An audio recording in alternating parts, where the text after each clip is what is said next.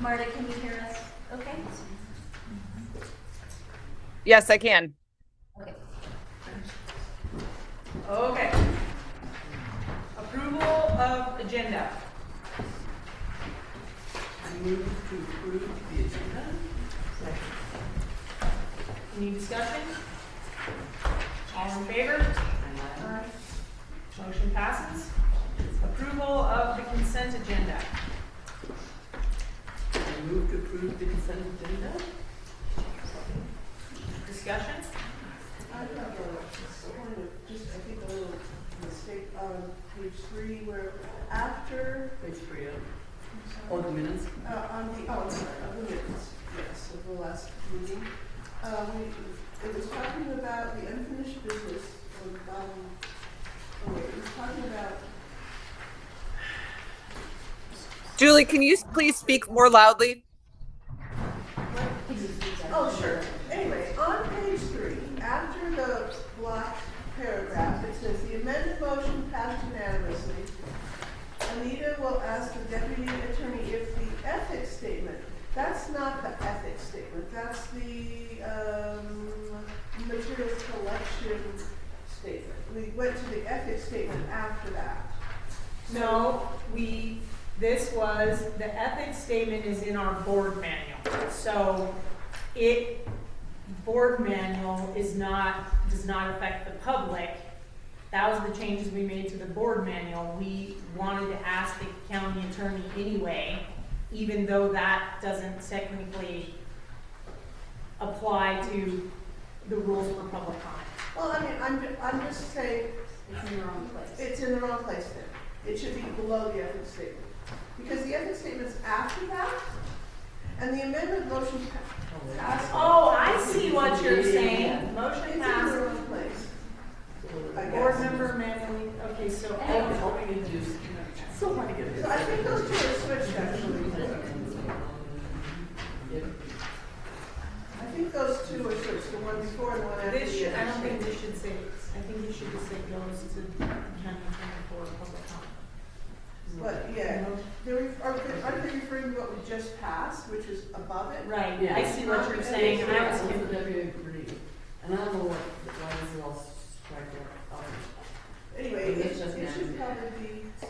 So what was that motion? Okay, so this needs to go, the motion will be sent out for legal and for public comment. The part that got struck should be just in there and that previous sentence gone, I think. So the amended motion passed unanimously, the motion will be sent to legal and for public comment. Okay. Yeah. Is that right? Well, Yeah, it does, right. not, and then, I mean, you guys have to hear the legal opinion before it goes out to. Well, yeah, but this is just what we voted on last month. So, Exactly. so that, And for, yeah, so it's gonna go out to legal and then once that comes back and for public comment. yeah, So I think that's okay. yeah. Okay. You're Okay, gonna- so let me just read this for everybody so that when I correct it, I know it looks good. The amended motion passed unanimously, the motion will be sent out to legal and for public comment. Yeah. Okay. Okay.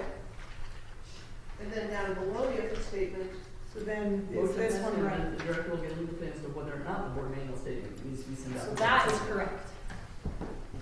Under the ethics statement. Cool. Any other issues with that section? Okay, can I make a motion to approve the agenda with the correction to the minutes as we discussed? Right. Any other discussion on consent agenda? This is for the consent agenda, so all the financial and the minutes from last month. Yes, yes, Karen. Questions. On the bill for the Rocky Mountain Boiler Incorporated, they are in Idaho Falls, Idaho. And the total bill was $2,890.70.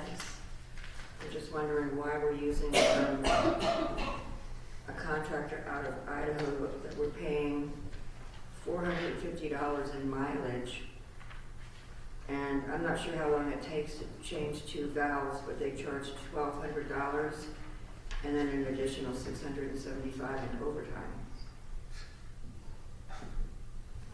The This total is- bill was $28.90. This is the contractor that we use, that installed the equipment. It's sensitive equipment, and you can't just get anybody to come and do that. So that is who we work with, and that's the arrangement because they have to travel. They've always done really good work, so there's no, Okay. Was this maintenance or repairs or? This was a kind of maintenance and repair. There was a part that needed replacement. So now, we got this squared away? Well, I mean, this is what was originally supposed to send out to all you guys, which is how we corrected it. Somehow this got, Back in, yeah, I don't know how, but yeah, it was. so it had already been corrected. It was already, yeah, the original one that I sent out to you guys was as we, you know, this was Okay. in there, so. Yeah, Okay. okay, sorry. Any other discussion on consent agenda? Madam Chair. Yes, Karen? I actually have two. I'm wondering on our interstate bank statement, I see a charge for $153.47 at Walmart, but I have no idea what that was for. Well, I scanned the voucher to you. Didn't see it. I scanned the vouchers that are represented on the updated signature page.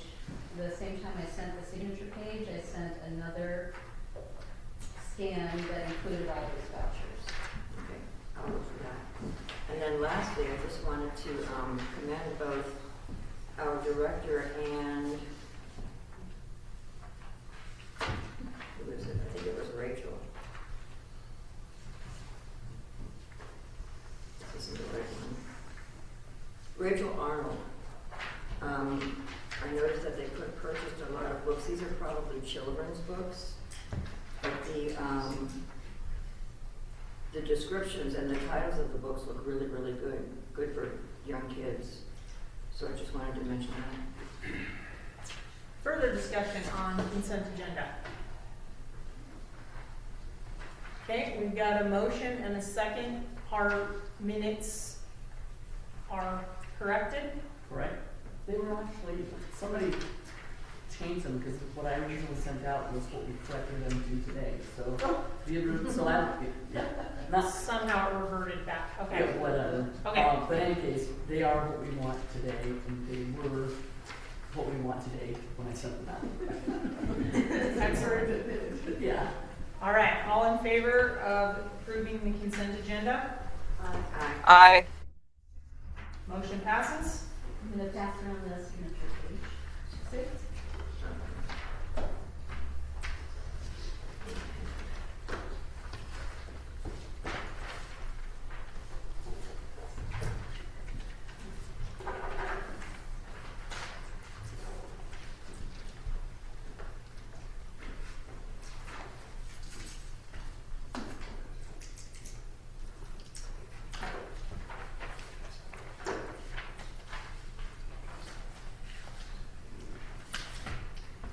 All right, moving on, correspondence. We had a letter received electronically and an email. Everybody got a copy of those? Okay, public comment. Just to remind everybody, public comment rules, 3 minutes. I will call on you. All the rules are on the back of your agenda. Address the board, not the audience. Do we have anyone who would like to public comment? Oh, and who's gonna time for me? You gonna time for June? Sure. Okay. Tell me when you're ready.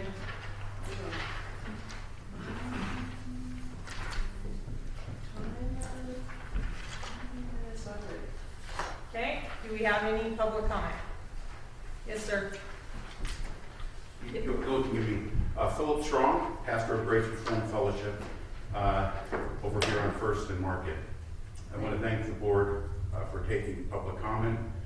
I am rising here to speak about that issue of pornography in the library. Proverbs 6 says, Can a man take fire in his bosom and his clothes not be burned? Again, I rise to speak against pornographic and indecent materials which are sexual in nature, and I believe firmly that there is no place for this in the midst of the children's literature, and I want to push it a little bit further, and I don't believe that it's appropriate at all in a public library, let alone in any public venue, because it contributes to the maladies of individuals in society, such as the dissolution of trust between marriage partners, destruction of intimacy in marriages, and the perpetuation of sexual crimes between family members, and on and on. It's wreaking havoc upon us in our nation, and I fail to understand why we would bring this into our laps. We hear that it is not a big deal and that kids are going to be to find it anyways. But science, even if you look at statistics, verifies that these things are a big deal. One internet source says when pornography is viewed, couples are twice as likely to separate. 70% of wives of sex addicts could be diagnosed with PTSD. Prolonged exposure to pornography leads to diminished trust between intimate couples, belief that promiscuity is the natural state, and lack of attraction to family and child raising. The 2014 study found that compulsive pornography users have a problem with performing sexually, and that's why we would see in our culture today this big push for ED medicine. Another researcher said this, and summarizes quickly: children are being introduced to sexual content long before they possess the psychological maturity to process it. He goes on to say children are exposed to pornographic material are at risk for a broad range of maladaptive behaviors and psychopathology. This includes increased levels of depression, anxiety, distorted views of sexuality, and greater and great engagement in high-risk behaviors. I am a pastor. I am a grandfather. 9 of my grandchildren live in Fremont County, and I care for countless other children as well. I want to remind us, and the board in particular, that this Sunday is Resurrection Sunday. It is recognized by billions of people around the world as a historic fact that Jesus Christ rose from the dead on the 3rd day after his death. He sits at the right hand of God, and that our association, we give account to God. Okay, I'm going to remind the audience one more time, when someone has the floor, whether that's a member of the public or a member of the board, we're to be quiet. So that's your reminder. It'll be the last reminder. Any other public comment? Front row. My name is Carol Potter. I'm from Riverton. I'm sorry, Carol Potter. Sorry. I'd like to speak briefly about the role of the library board and the importance of the board members staying within that role. Board members do not need to agree with the library director on every issue, but are advanced education, many years of experience, and professional training are valuable assets to you. I would respectfully encourage the board to give thoughtful consideration to our guidance, especially when it comes to policy implementation and the day-to-day library operations. Library governance works best when there's a clear distinction between oversight and management. The director brings the subject matter expertise needed to carry out policies and define procedures effectively, and that expertise should be part of your decision-making process. I am hopeful that the county attorney will weigh in on these oversteps, as well as some of the very concerning items that have been presented in the materials acquisition proposed policy. I also want to address concerns about materials available to young people. From my peer's review of several of the books in the young adult section, she did not find the level of explicit content that is often being suggested. Additionally, materials that have formally been reviewed through the established challenge process should be respected, but even if not everyone agrees with the outcome, the process works. It's important to recognize that families have different perspectives on what is appropriate for their children. Public libraries serve the entire community, and that means allowing a range of materials while leaving those decisions to the parents and the guardians. There are books that can provide support and understanding for young people navigating the complex issues that may not have been an issue when you or I were teens. Restricting access to may unintentionally remove vital and helpful resources for those who need them. There are tools available for parents who want to monitor or guide their children's reading choices, which allows the families to make the decisions based on their own values. Just ask the helpful library staff and they can assist parents in locating these tools. Finally, I would respectfully encourage the board to focus on its governance role and work in a collective supportive way with the library staff. A strong partnership is essential in maintaining a library system that serves the entire community well. Thank you. Anyone else? Green shirt? Board, thank you for the opportunity to speak to you. My name is Chuck Deeds. First off, I serve on the planning commission board, so I appreciate your interest in serving on the board. I know it's a difficult task, but it's critically important, particularly in this specific, because you're overseeing an outlet of information, and information is one of the most powerful things on the planet. And I'm a parent of 3 boys. My wife recently in a book club, because of the topic of what's released through some of these public entities, libraries specifically, read a book that was available in the library called Tricks.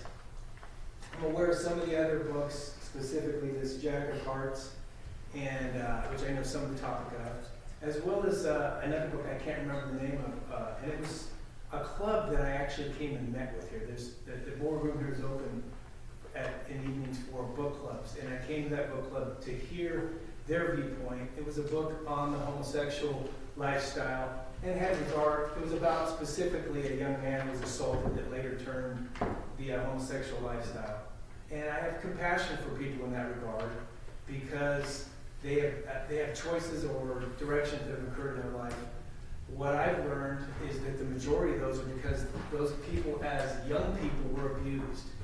They were sexually abused when they were minors. And I personally have 3 really close friends where that occurred.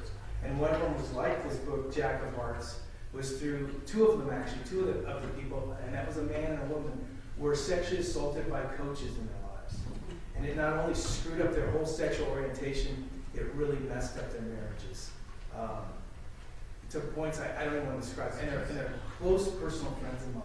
So this is a topic that is really dear to my heart because I don't like to see people that are abused at a young age because they don't understand sexual orientation or that are targeted with a sexual orientation that is not normal. And it is really not normal because the majority of people on the planet don't practice that. In that book club meeting, what I found is that people that have suffered from these type of traumas want materials available and believe that they should be available to people that are young teens. I don't believe that. I believe our laws specifically state that 18 is the adult age. I have 3 boys. They don't necessarily make the best decisions between the ages of 8 and 18 and even afterwards. And I think it's really important for you all to realize that what we're trying to do is have you as guardians protect our children. We're paying. We pay that money into that library. We pay it. It's all of ours. And it doesn't mean that that needs to be accessible to all people. It means that you have to make decisions to restrain that significantly. And I don't know if any of you know anybody whose life's been destroyed, but it's really painful to watch. So, what was your last name? Deeds. D-E-E-D-S. D-E-E-D-S? Yes. And you're from? I live in Lander. Lander. Okay, cool. Thanks. I just wanted to say one thing. I had a text from somebody You that's gotta online. stand to up. say- Oh, sorry. Name. Karen Gardner, Brewerton. I just wanted to say that I had a text from somebody that's listening to Zoom and they say that the sound is really hard to hear. So I just wanted to say that. Can you still hear us, Marta? Yeah, I have no problem hearing you. Okay. Yes. Hi, my name is Lenny Poitras. I live in Lander, and I just want to talk a little bit about why we're all here for what should be an anodyne library board meeting where you do regular business. I believe that we are here because of a moral panic, and I wanted to explain or give you the definition of a moral panic. It's a widespread, exaggerated fear that a specific group, person, or behavior poses a severe threat to society's values and safety, often fueled by sensationalist media and politicians. And I would add groups such as Moms for Liberty. Please address the board, ma'am. Okay. It involves an overreaction to perceived deviant behavior, frequently leading to new punitive laws or social control. And some examples in the past have been the Red Scare and fear of satanic cults at various times. I would say that the fear of pedophilia appears to be true, and we have a problem in our country, and I would urge people to make sure that our groups pursue the release of the Epstein files, because that truly is heinous and horrific behavior. So those are the kind of things we should be dealing with, not books in the library, in my opinion. I would like to give a shout out to the Fremont County Right to Read group for putting on a showing of the movie The Librarians. I urge you to watch it. It's available on PBS, and it talks about what is going on with the groups seeking to undermine our libraries, and it will help you understand what is going on with these groups. Thank you. Other public comment? Dean Sweater? My name is Margie Ravazio, and I'm from Riverton. And I would just like to encourage the board to come to our libraries more, talk to the patrons, find out what they're valuing in their library, what they're using in the library, and why they feel that the libraries are so important to them, and why they're asking you as a board to fund it, keep it going, go to the commissioners, say how important it is. I've been a friend of the Riverton Library for 20 years. I get out there and I talk with the mothers and fathers that come into the children's department, and they tell me what they like about the library. They like the Lego Club. They're homeschooler parents, and they utilize the materials, and they can get materials sent from another library that they can use too in their homeschooling. They value our libraries. I think we're getting off track, and we're not seeing the importance of our library.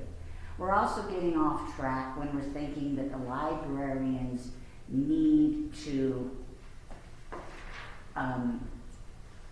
take the materials and say that this is appropriate or this is inappropriate, when it's the parents' job, and the parents have that responsibility and that right with the library system to do that. And so I'm just asking you to give our librarians the space they need to create their collections. And if you go into their collections, if you go into the children's collection at the Riverton Library, you're going to see some really wholesome books. You're going to see morality tales. You're going to see good stuff there. And talk to the families that utilize it. And know that the computer systems are valuable. So please, give our libraries a chance, give our librarians a chance, and just keep serving our community. We don't have a lot in our communities. You know, you have to have money to be involved in some things in our communities. And not all parents have that. And where are our kids going to go if they can't go to the library? They're going to get in with groups that are going to end up costing our communities money, because we're going to find that they're going to end up in the juvenile correctional system, some of them that would never have done that if they had the library support that they have right now. Thank you. Other public comment? We just got a text that the video feed is lost. I don't know. Oh wait, Marta's talking. Marta, we can't hear you. Hang on.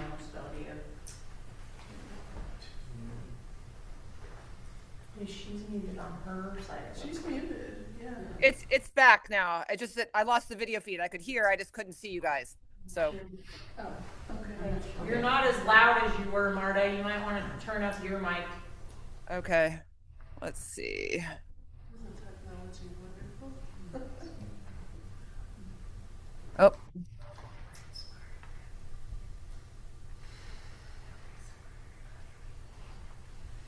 Actually, say something. is that better? Yeah. Yes, thank you. Okay. Sorry, guys. Okay, public comment.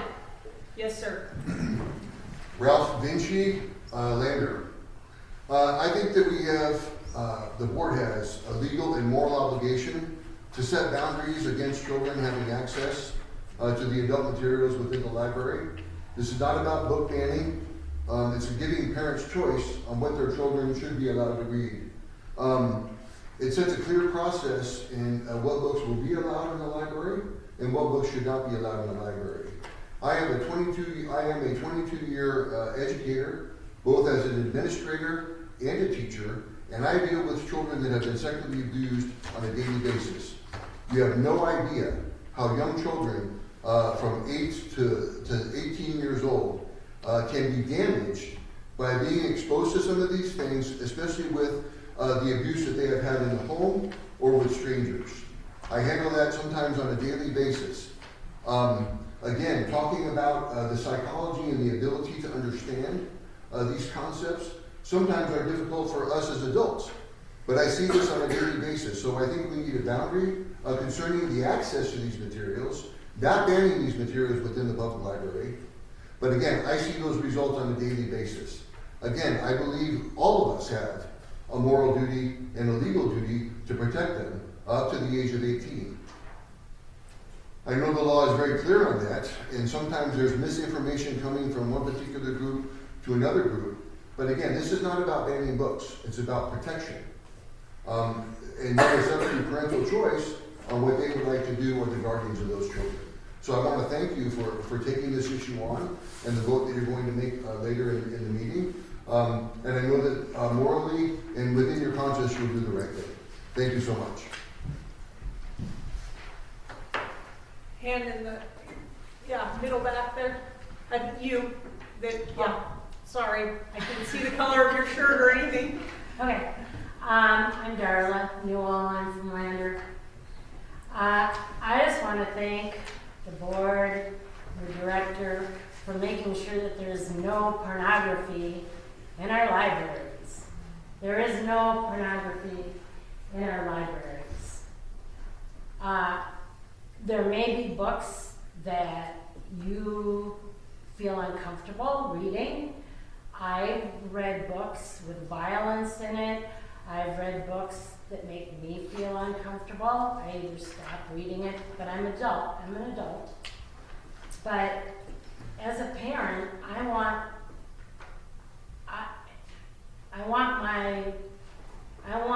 me to be the guardian of my children. I don't want a church group to be the guardians of my children. And I just want to thank the library for having the system in place that it seems like we're trying to get rid of, which I don't know why. I want to thank the library for supervising kids that are on computers, making sure that they're safe while they're on computers. Because without the library, those kids are going to be on their phones, they're going to be on computers, they're going to be at their friend's house without any supervision. And I mean, we're all against pornography. Of course we are. And I don't know. I feel that research shows that reading about LGBTQ lifestyle or experiences, it's not going to turn some kid gay. That's not going to happen. And if a kid is being sexually abused or turned into a pedophile, I don't think that that's for books. I don't think Epstein read books and suddenly decided to be a sexual predator. So thank you to the library for keeping our kids safe. Yes, sir. Yep, black shirt. Good morning, board. My name is Jeffrey Lyle, 48. I was born in Jeffrey. Lyle, 48. 48. I was born in Douglas, Wyoming, and I'm a victim of sexual abuse. You don't hear a lot from men, but the truth is I was abused from 4 to 8 years old by a woman. Through all that trauma, at 25 years old, I made a choice that through this, all the trauma that I had been through, that I needed something different in life. In that process, I got healing. Had to have a lot of counseling. But I can tell you that at that time it wasn't books, but it drove me to want to seek more. If you look at the stats and you begin to really dive into it, you'll see that addiction for men, for pornography or sexual things, is 70 to 80%. You can give or take a few of that. I've sat on many boards. I was actually appointed to a board in Nebraska, and what we looked at was substance abuse and mental health. I sat on that board for 3 years, and I was trained through SAMHSA and different organizations. We're seeing a huge stat, even in females, up to 30% abuse that's happening through getting online and looking at different things. I would encourage you to look at those stats and get some more information before you make a decision. It was hard. I still have struggles. I'm 48 years old, and I still remember that time at 4 years old. I will never forget it. And I think we need to be bold enough to take a stand and say, hey, if the parent wants to do that, they can get on Amazon and order it. But if they choose not to, we should not have a public setting where they have access to it. Go look at the brain scans. Go look what's happening. This is an addiction. They are calling it an addiction. It's affecting families. It's affecting children. Thank you for your time.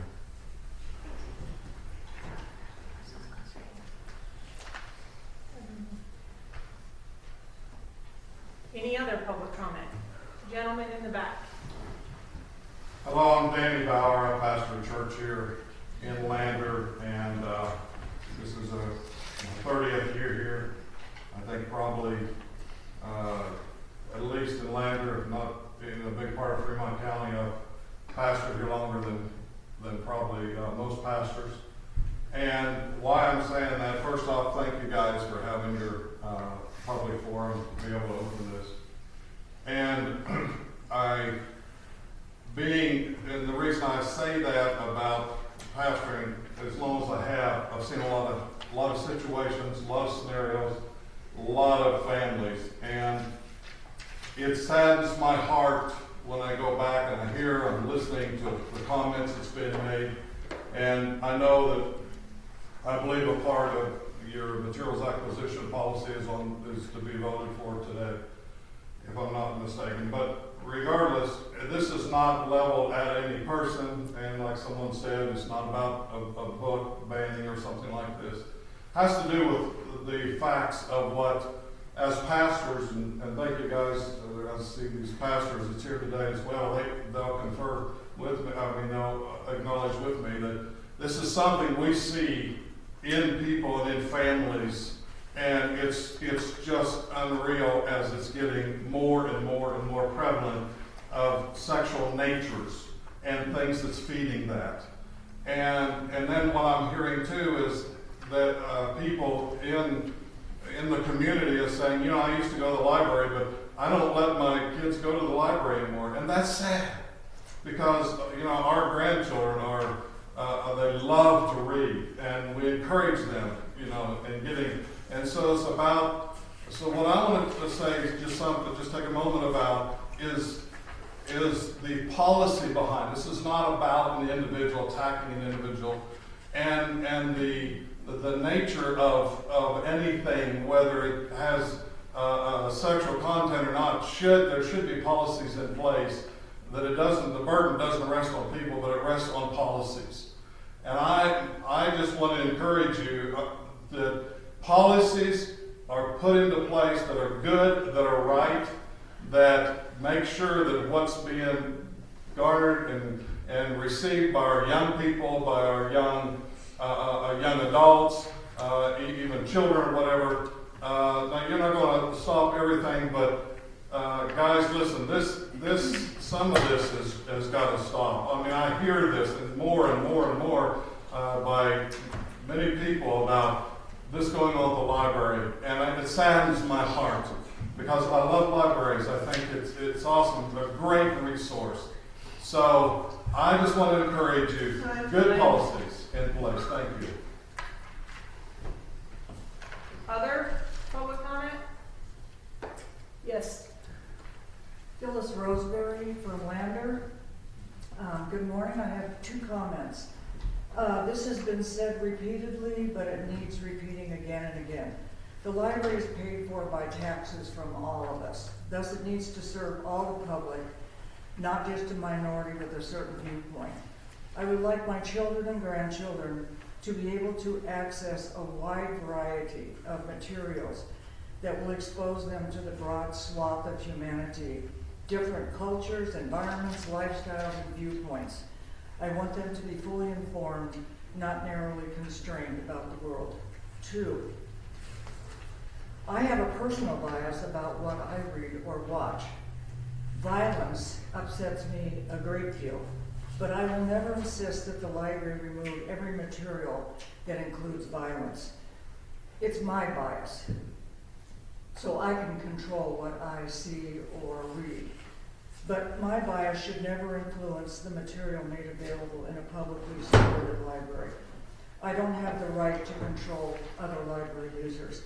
As a side comment, this board is so concerned about sexual material, which is a subject mainly confined to people's private lives, but violence does adversely affect people in very bad ways. But if our stated goal is protection of our children, to me, depiction of violence has a much more higher probability of harm. Thank you. Other public comment? Anyone else?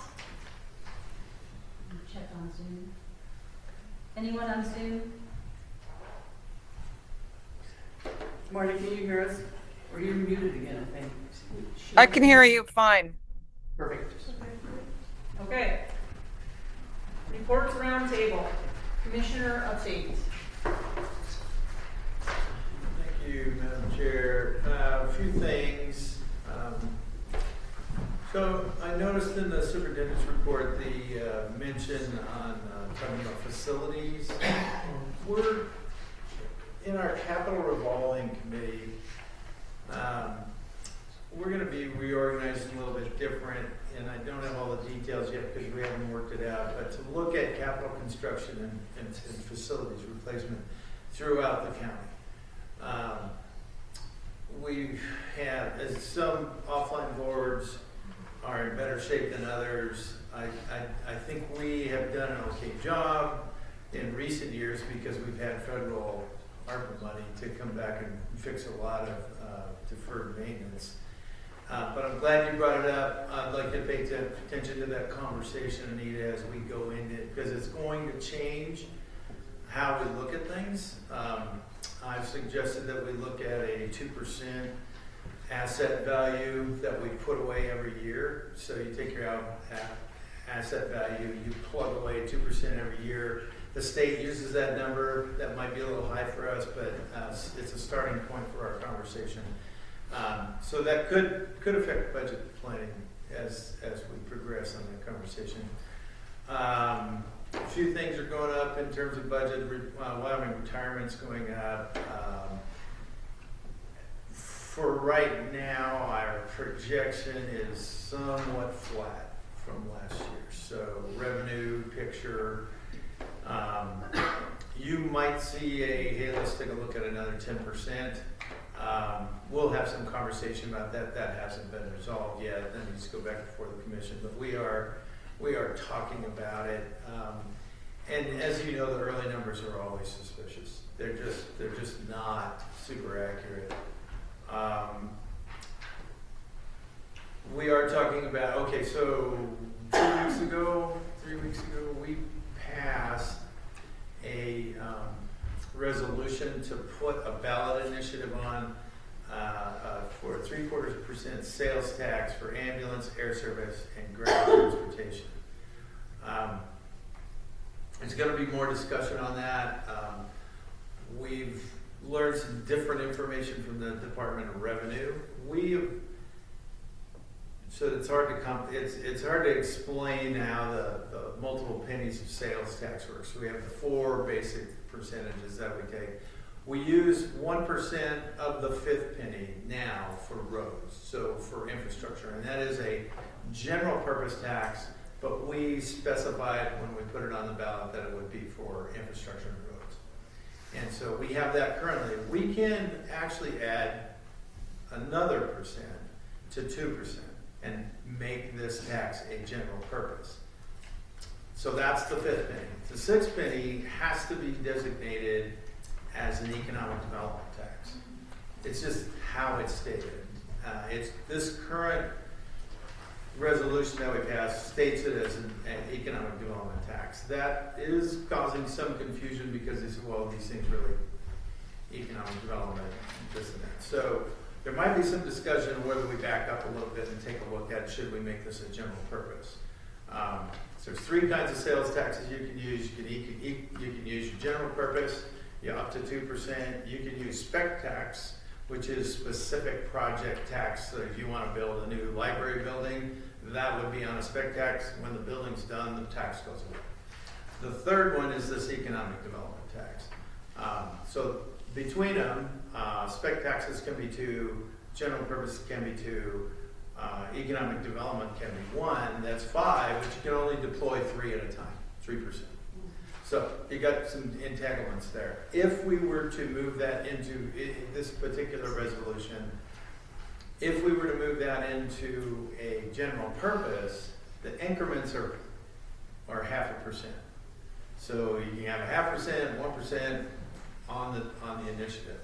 On the economic development tax, I know I'm probably too much information, but it's an important conversation. On the economic development tax, you can go 1/4 cent, 1/2 cent, 3/4%. You can do it by 1/4%.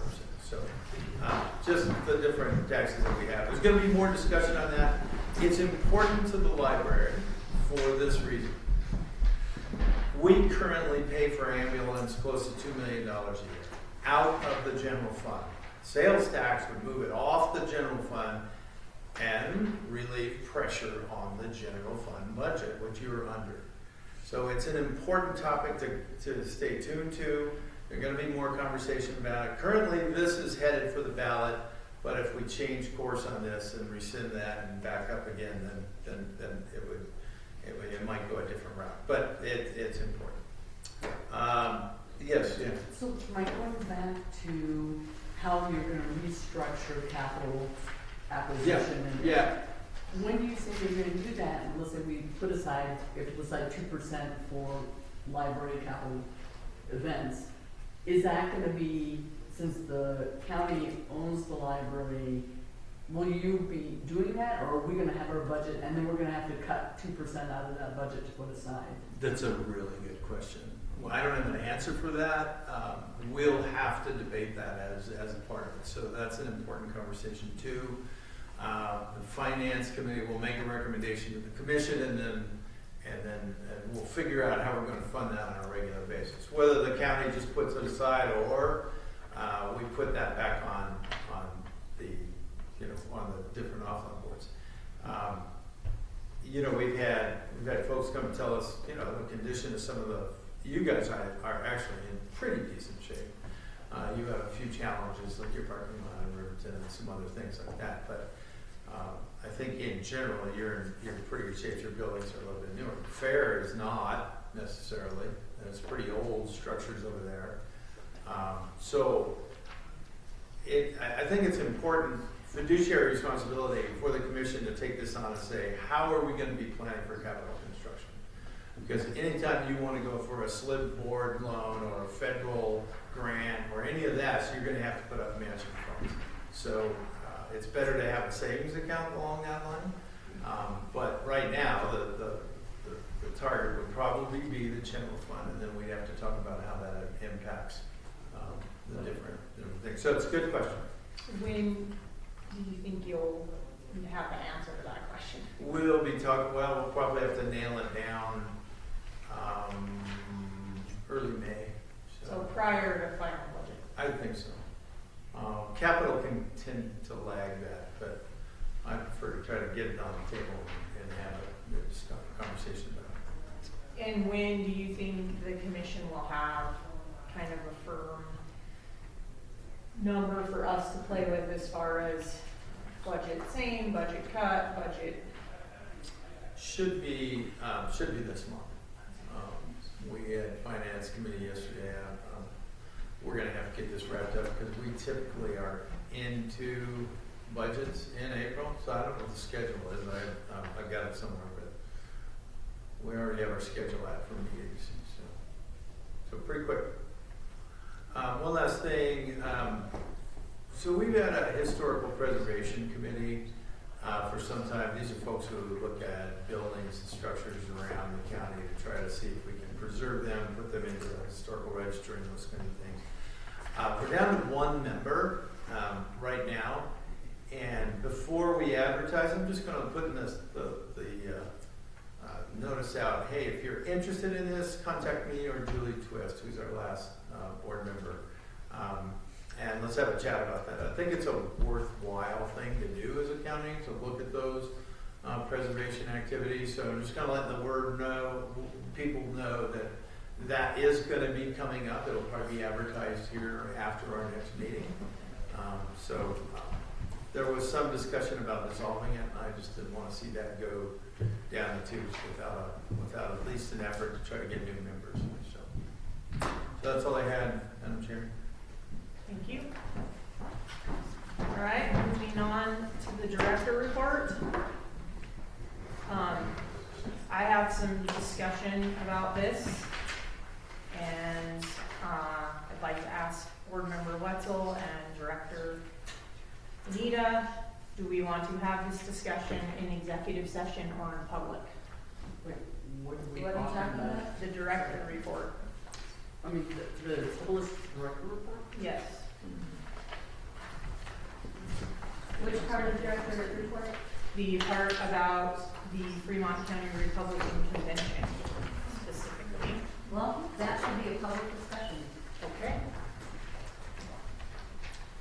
So, in my report, I included that I attended the. Madam Chair, can I just interject real quick? I think board members have the same right to ask for a private conversation as a director would.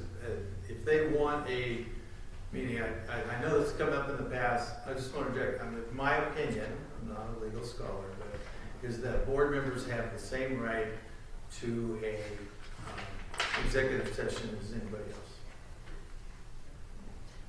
So, I think, I would, Speak up there.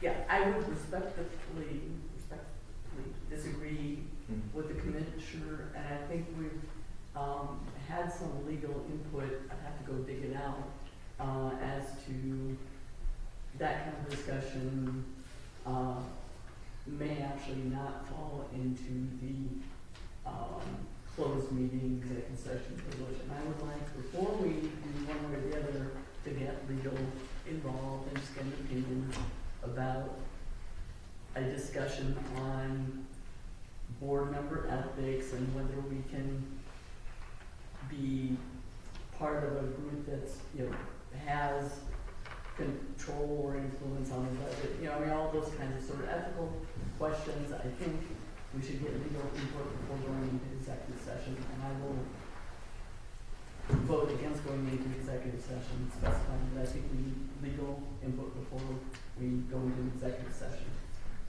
Madam Chair, Ms. Wetzel? I'm happy to do this in public. Okay. Madam Chair, just for reference, I have asked our county legal attorney whether the comments that were made in the chair report are implying that we should restrict freedom of speech, and I'm concerned about it. So I've asked for ruling on that. So I would think that'd be a good thing to wait to hear some thoughts on that. I think that would, yeah, I would agree. I would love to see the legal input before we decide or what people, it may even waste time talking about what people can and cannot do outside of the board. So do I have a motion from anyone? To have a discussion or to wait for Mike? Would you be passing passing that information you received from the county attorney on to the board, or?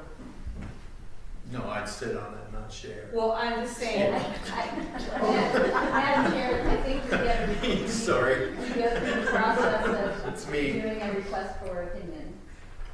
That's the process for getting legal opinions from the county attorney's office. I will share as soon as I can. Go ahead, Mark. May I speak? Yes. I mean, I'm thankful, Mike, for that you had asked the county attorney for your opinion on that, but I do think it's worthwhile to have a discussion about this, given the import of the allegations and the fact that we are supposed to be able to speak freely. We have public meetings, and I don't think we need to wait in order to have a talk about this. I think we should go ahead and do it. And I motion that we discuss this issue today. Madam Chair, Yes. I'm looking for it, but I also have a policy which states, I have to find it. This is under general employment responsibilities of library board and director. When disagreements occur, they shall be discussed openly and honestly between the board and the director in the board meetings. That's bullet point number 7, and it's on page 47. So I would move that we move forward To discuss. to discuss. Do I have a second? Do I have a Well, I second? already motioned. What? Oh, you motioned? Oh. I motioned. Yes. Okay, sorry, you're kind of cutting in and, well, you're not cutting in and out, you're just echoey. Marta, can you clearly specify your motion so I can put it in? I motion to discuss the director's report.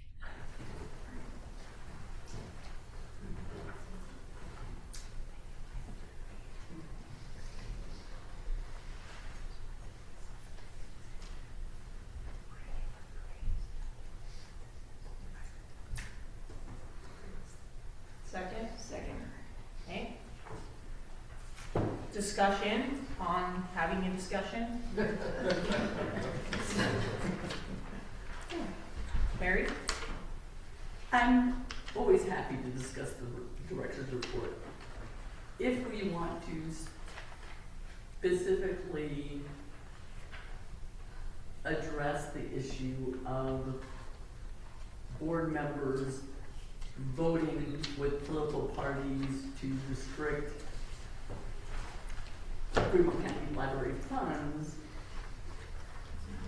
I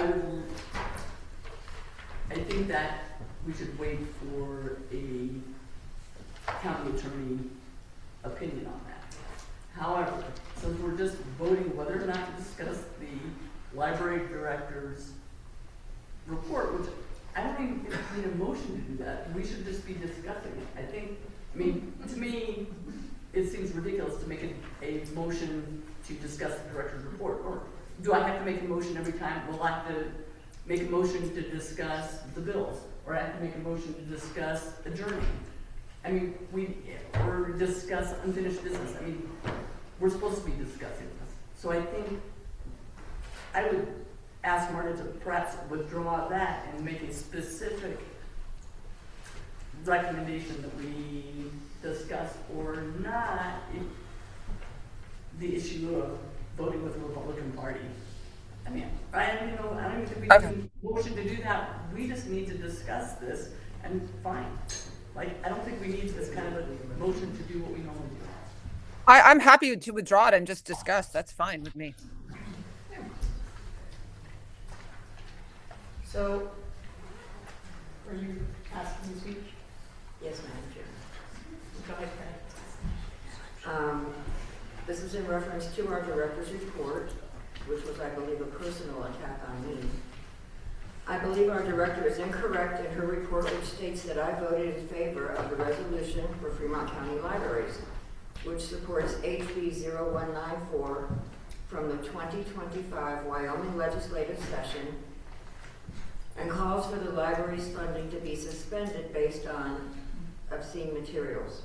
I would like the board and our director to be aware that I am not voting in a political manner, but in a moral manner according to my conscience. First, I voted for that resolution to be brought forth and read to the public. It was not, so no one actually voted for that resolution. Second, why would it make a difference if I voted in favor of a motion to suspend library funding based on obscene material if, as the director and a minority of the board believe, there is no obscene material in our children's or young adults' collections? In their mind, there is nothing obscene, so nothing would be removed, no harm, no foul. In regard to her second statement that I spoke in favor of and voted in favor of the resolution on taxpayer-funded libraries, obscenity law, and accountability, not only did I speak as a private citizen, I spoke as authorized by the United States Constitution and my First Amendment rights. Let me also remind the board and our director our policy on this, which can be found under Section 5 of our policies and procedures, which states, there's more before this, but I'm just going to take this line that's in question. When speaking in public, anyone with policy-making authority, i.e. the board members and the director, need to clarify or clearly identify that they are not speaking on behalf of the library system or the library board, but on behalf of themselves, which is exactly what I did during the county commission. Our director states, according to the March 11 edition of the Lander Journal, Kristen abstained from voting on the last resolution mentioned, but that newspaper edition also stated it was unclear if I had voted. Our director is taking things out of context here. I will today inform my fellow board members and the director I did vote when that last resolution was mentioned and was brought forth that stated, be it resolved, the Fremont County Republican Party states that the Fremont County Library Board is the governing body of the Fremont County Library System. Why wouldn't I vote for that? It's a true statement as dictated by statute and our bylaws. It's a well-known fact. Let's be clear, as a private citizen, I am free to make any statement that I wish. I was not acting in my official capacity as a trustee of the county library system and stated such. Our director, on the other hand, is recorded on video during the House Judiciary Committee discussions of February 3rd, 2025, speaking to a Wyoming legislative body, not as a private citizen, but in her official capacity as the director of the Fremont County Library System to voice her opposition to HB 0194. I can give everybody where to look for that if they'd like to. It was found at minute mark 13900 on the recording. I question the propriety and ethical standing of our library director, who acts in her official capacity before the legislator and possibly to the entire state of Wyoming on a taped recording of that legislative committee meeting to speak against a bill that would protect children from harmful material. Our director has also been seen at the partisan meetings of the League of Women Voters in what could be considered her official capacity as an employee or in the capacity of a member of this group, serving refreshments, taking part in their meetings, and closing the library building down afterwards. I question our library director's participation in these supposedly nonpartisan but highly political efforts of the League of Women Voters. I would consider her participation in all of the above, if in her official capacity, to be unethical and in addition a conflict of interest, and it calls into question her ability to direct our county libraries without personal bias or a partisan influence, and I think she has made that clear over the last several months. It is my belief that our director is pitting some board members against the public in very obvious ways. I am asking her to cease this activity and follow our general policies as directed in our manual, one of the most important items being listed under general employment responsibilities of the library board and director, bullet point 6. The director carries out the policy of the board, even if she or he does not agree with it. The director, in other words, recognizes that the board has the ultimate legal authority for operating the library system. For too long, our director has been allowed to take control of these meetings, and that is not within the purview of her job description. and I think it should stop today. I'd also like to state that I haven't spoken with Anita. Actually, on the day that I was appointed to the board, I told our director, I don't dislike her, I don't hate her, I just disagree with policies, that she had some of the policies that she has in place, but she has consistently attacked me, and I don't think that's right. Thank you.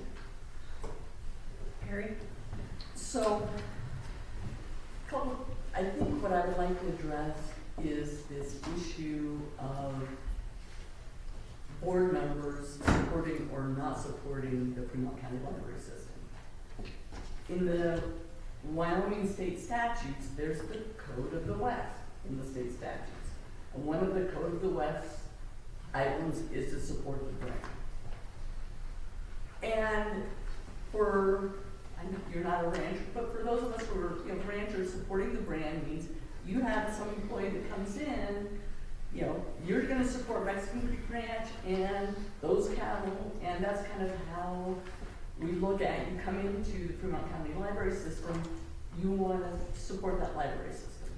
In multiple board manuals, whether it's the state manual or our local manual, as board members, we're supposed to support and raise funds for the Fremont County Library System.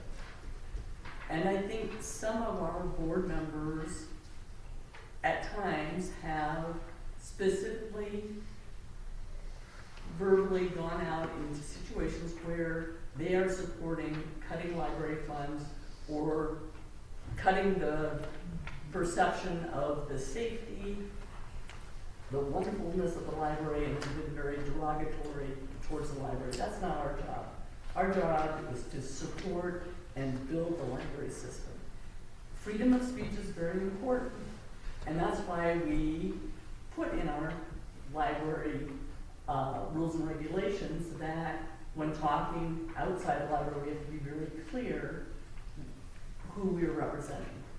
I take exception with you going back after Anita about her presentation, because we talked about that, her presentation to the legislature, and we made it very clear that both Anita and all of us needed to be clear about who we were representing. So that is a subject that we took care of as a board. It's done, it's in the board bylaw or rules and regulations, and I don't think that needs to keep resurfacing. It does if after that, which since that episode Anita has never done, but if one of us after that isn't clear, or Anita isn't clear to the public or government entity that they're representing themselves and not the library, then it can be brought back up. Otherwise, once problems are solved, let it go. It's just malignant, petty to keep going after it. So that's my first thing, is that I think as library board members, our job here is to support the library, bringing funds. The library system is great. May I talk? I'm gonna let Marta go since you already spoke. Marta, go ahead. So I was reviewing Wyoming administrative rules yesterday. In chapter 7, under discipline of permanent employees, one of the reasons for immediate discipline is insubordination. And insubordination is using abusive language or disparaging or contemptuous behavior towards a superior. It also includes publicly undermining a manager or challenging their authority in a disrespectful manner. And I would say the director's report ticks both those boxes.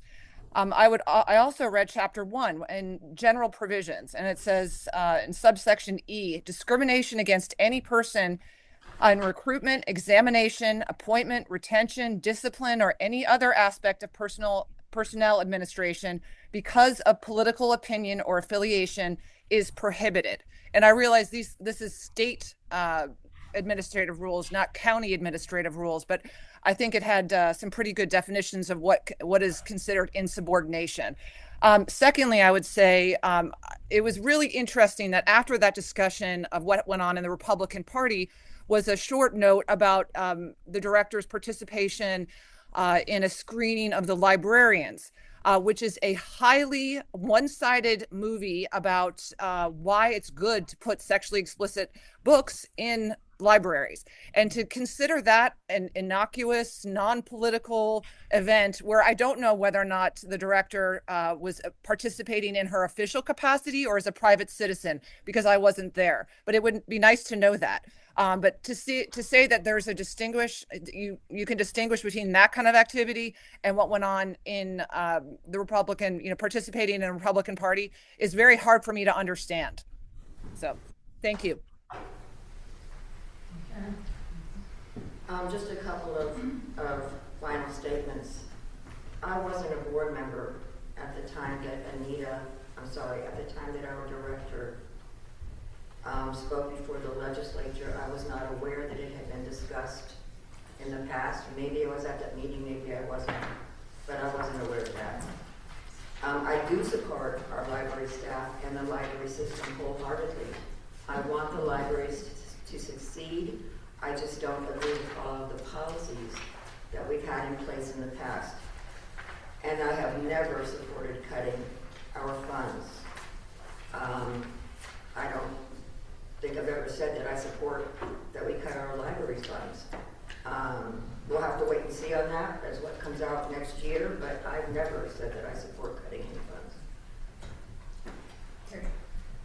I would just ask the commissioner and our director to get us feedback from the county attorney in terms of the legality or ethics of us participating in, while we're sitting board members, in either groups or political parties that are working to restrict the library's funding in particular.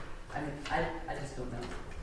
I think we have set in our own policies and procedures a very kind of liberal, open precedent saying that we can participate in anything as long as we state that we're as a private citizen, and I'm just not sure of the ethics of that. And I would love to get a legal opinion on that. Well, my question is more of everything that we do when you think about a business, and although this is a government entity, it is run as a business. It has a budget, it has policies and procedures, it has employees. Is everything that we do should have a purpose in it. So I'm curious of my fellow board members' opinion on what they believe the purpose of the director's report is, and if they think that that is an appropriate forum for the library director to air their grievances against personal members of the public or other library board members. I have several reports in my private business where I work that I have to turn in, and I don't know that any of them are an acceptable forum to air my grievances about my coworkers or my boss. In the last several months, the director has repeatedly used the director's report and the public meeting as a place to disseminate information to the public that is her own personal opinion on issues that she does not agree with individual board members about or members of the public. I think that's inappropriate, and I don't think it would be tolerated in a private business. I don't feel like it's okay to disseminate a memorandum about accusing the Republican Party or the chairman of the Republican Party who wrote the letter. They submitted public comment for the ALA. We received a ton of public comment over the ALA. We didn't publicly accuse any other group of disseminating disinformation or misinformation, but the director put out a memorandum to the public saying that the letter that came from the Republican Party was disinformation there was no factual data to say they stated this and it's untrue because of this, and it was passed out at the public meeting. I don't think it is appropriate to continue. We just said that it is not appropriate to bring up something that the board dealt with in the past about HB, whatever bill it was, a year ago. But at every board meeting for the last 4 months, it's been brought up that Marta supposedly has a conflict of interest because she's a non-voting member in a separate organization that is affiliated with libraries. We talk about writing for the brand, so she is a part of an organization that she believes is trying to make libraries better as a non-voting member, and we call that a conflict of interest. It appears to me that what we call a conflict of interest is somebody who doesn't agree with us. I just feel like this part of the director's report was inappropriate. Me and Karen are elected precinct people within the Republican Party. Part of our duties as elected precinct people is to attend events such as the county convention to represent the people in our precinct on issues. Sometimes when you see a precinct person voting, they may not even be voting the way that they want to vote. They may be voting on something that their precinct asked them to vote a certain way on. Mike is an elected representative. He had to affiliate with a political party to become elected as a county commissioner.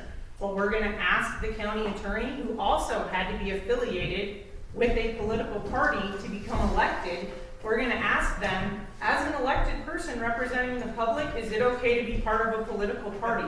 That seems asinine to me.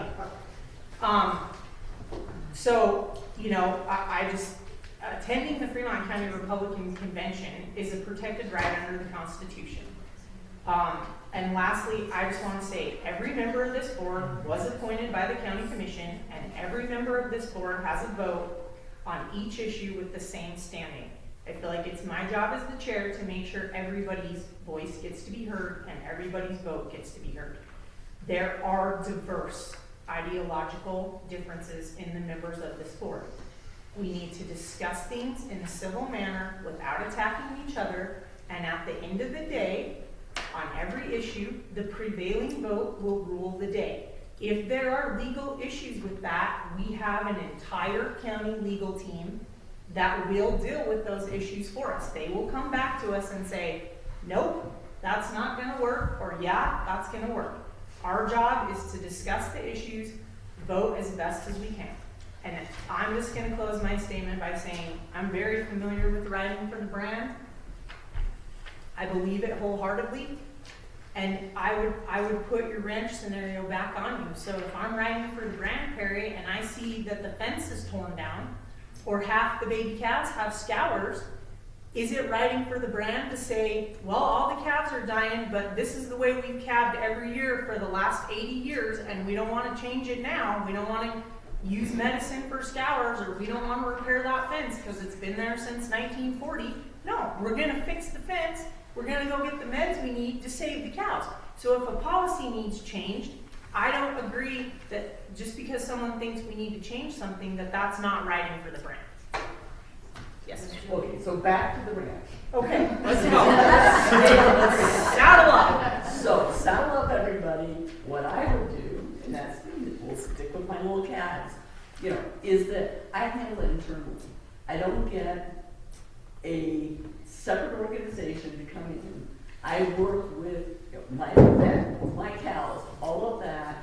I work within the Fremont County Library System to change policy, to do whatever. I don't work with groups from out of state, big Texas money, whatever, to come in and tell me what to do. I stay locally on my ranch, and I support my ranch. So how is the local Fremont County Republican Convention bringing in the Hat 6 Ranch from Texas? Okay. So I think what we look at and how you allegedly, I don't know, I wasn't there, but what you allegedly did was when there was a outside resolution by a group, not the Fremont County Library System, making a resolution that had to deal with the library, you abstained, was my understanding. I abstained from several. So I would just like to point out, this is the packet and you guys are welcome to look at this, from the Fremont County Convention. The front page is a library one that did not make the floor. There are pages and pages of resolutions in here that cover roads, passing lanes, weed spraying, chemtrails, grizzly bear delisting, you name it. I mean, buffalo. No, I'm just saying. We did not go to this meeting to talk about the library. I abstained from voting on several of these because I had no input from my precinct, or they were talking about some sort of chemicals I've never even heard of. I was like, I can't vote on this. I don't even know what they're talking about. So I totally agree, and that's why I was hoping that we would get some input about, like, you know, what are, as a board member, and I don't know. That's why I wanted some input from county in terms of, you know, what our responsibilities were as board members. I think, you know, in our rules and regulations, we have put it that as long as we identify ourselves as not being an individual, we can do whatever. I'm not sure that's really ethical, and I don't know. It's right here. No, I know. But my bigger question is, what is the purpose of the director's report? We can ask the county attorney all day long about the Fremont County Republican Convention. What is the purpose of the library director's report? Is that the business of the library? That's my question for you board members to think about. Julie, did you want, Anita, I didn't see your hand. I didn't, when I was. Okay, Anita, go. So, lot to unpack here, a lot of accusations, and, you know, in my board report, I think this is pertinent to my board report, because and look, here's what the first thing says. Anticipating the library system might be a topic at the Fremont County GOP convention, I attended this meeting on Saturday, March 7th at the Fairgrounds in Riverton. Of the 20 proposed resolutions in the convention packet, 3 were focused on the Fremont County library system. Library board members Kristen McClelland and Karen Wetzel were voting delegates at the convention. Facts, that's just facts. Yep.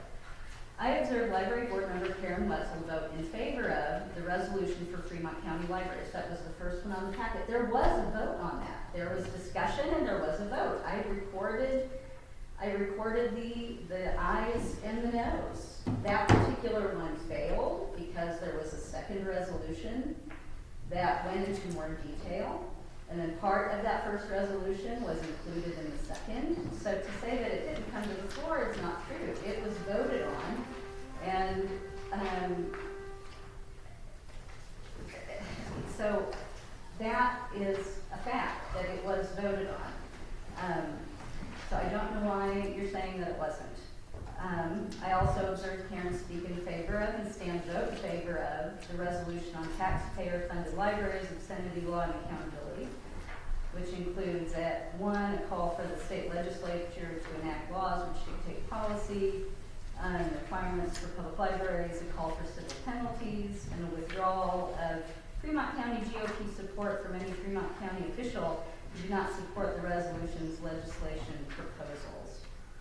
And I acknowledge, although Karen stated she was speaking as a private citizen, I question the propriety and the ethical standing of a member of the library governing board participating as a voting delegate on library matters in a political party convention. And I didn't see how Kristen voted on these. I am talking very specifically about library issues that were a topic of discussion at the convention.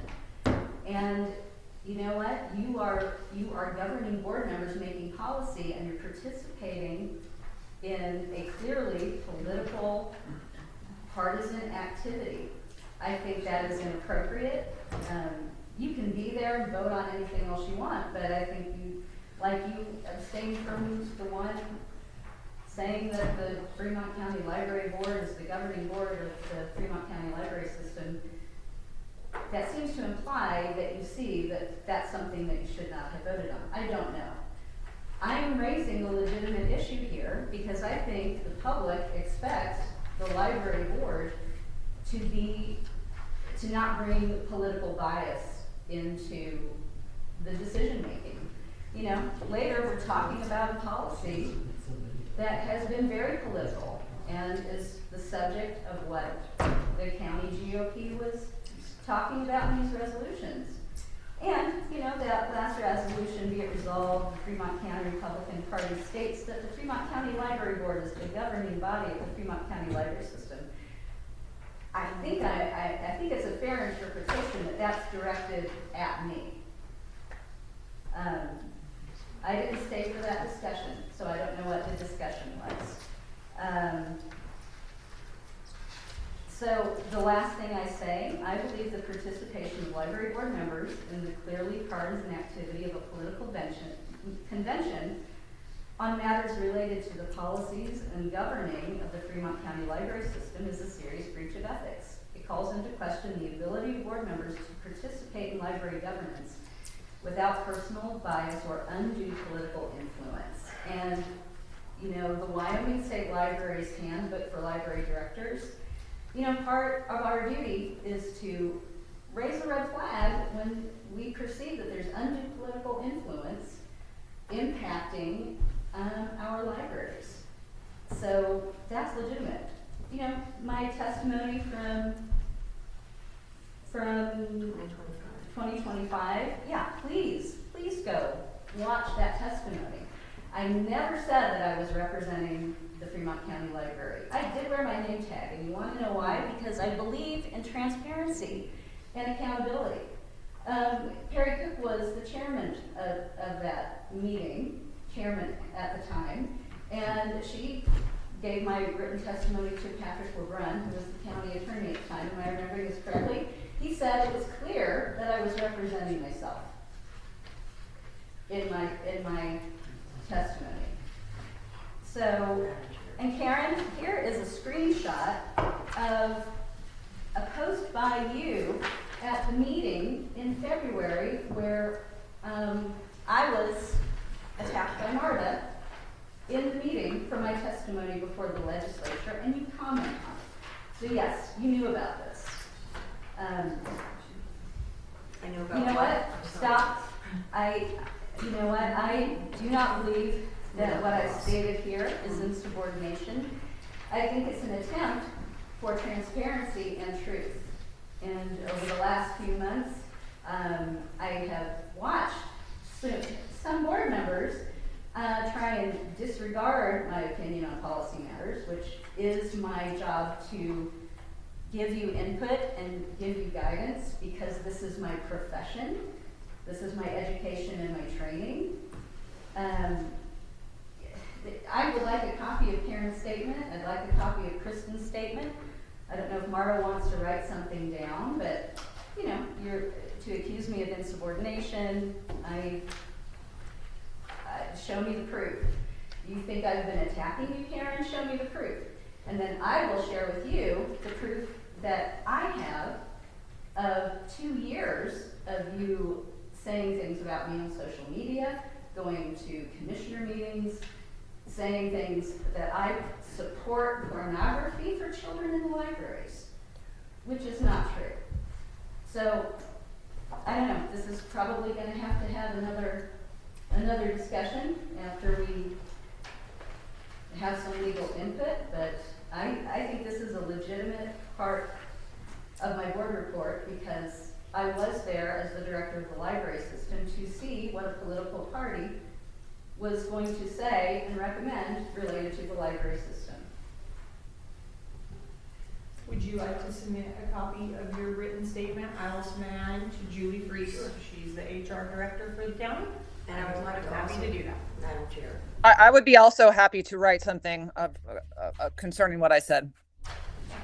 Madam Chair, if anybody's interested, that recording from back in 2025 can be found beginning at minute mark 139:00, in which, in a couple of sentences, our director states that I am the director of the Fremont County Library System. That does not mean that I was representing an opinion of the board, the governing board of the library system. I also said I'm a Christian, I'm a Republican, I'm a former homeschool parent, and I'm the director of the Fremont County Library System. It's called transparency, but it was not an assertion of speaking for this body.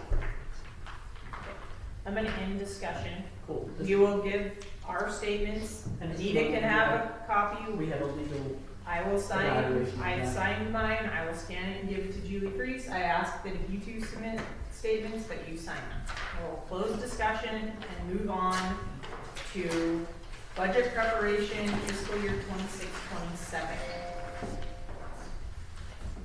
So as Mike said, they're working on revenue projections and what they're gonna recommend to the departments.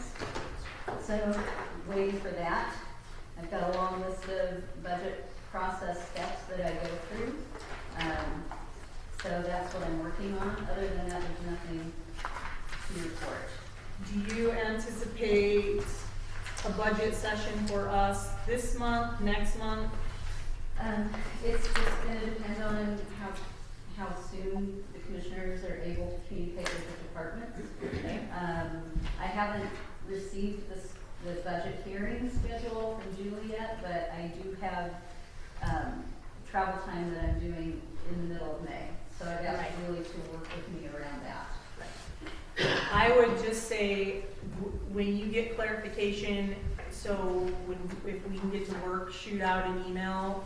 We may schedule a budget work session in between meetings, but I don't wanna, like, if we need to be meeting the second week of May, I don't wanna wait till the first week of May at our regular meeting, you know, just shoot us an email and then we can pick some dates via email to start budget work session.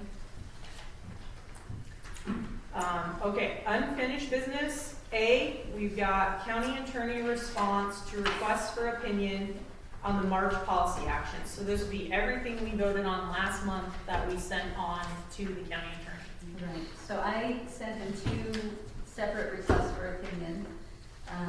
One was on the ethics statement and the question of if that needed to go to 45-day public comment. And that's the board member manual. Yes, the Okay. ethics statement for the board members. He says only rules are subject to a 45-day notice and comment period under the Wyoming Administrative Procedures Act. Wyoming Statute 163101 provides that statements concerning only the internal management of an agency and not affecting private rights or procedures available to the public are not rules. My view is that the proposed ethics statement only concerns internal management of the board. Therefore, it is not a rule, not subject to notice and comment. The second RFO was for the guiding principles. And he says the proposed guiding principles seems to implicate private rights, and I agree that notice and comment is appropriate. I don't see any legal issues concerning substance and adoption of those principles. Would you be willing to make a copy for us of those or email them to us? Yes. And so in that note, I was gonna make a motion that we send that out for public comment. But we're gonna be voting on other stuff today that will go to the county attorney if voted in. And then we'll have to go for public comment. Do we want to vote to send that out, or do we want to see what we vote on today, and then if we were to go that route, send it out as a package? do we, on the previous meeting, didn't we already say that it goes to? We already attorney, voted.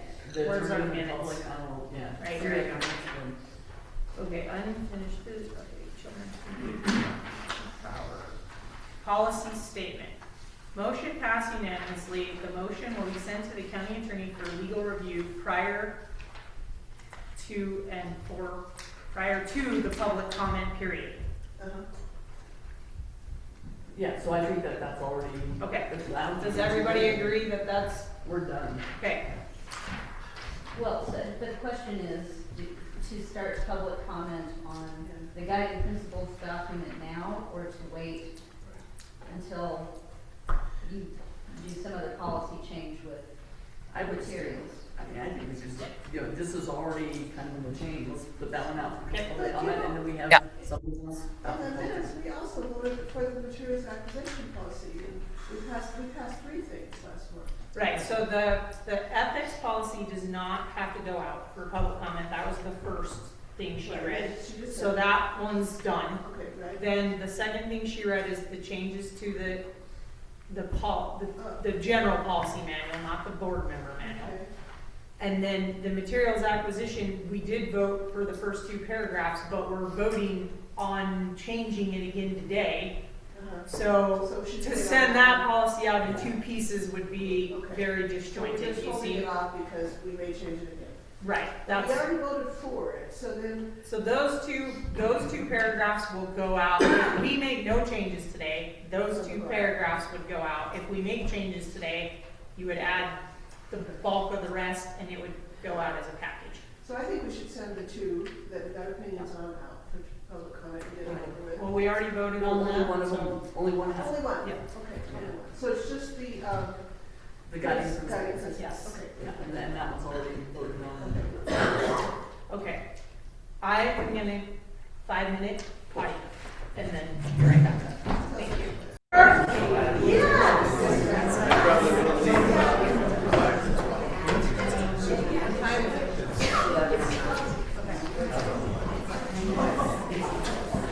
Oh, God willing, if the creek don't rise, we'll be done.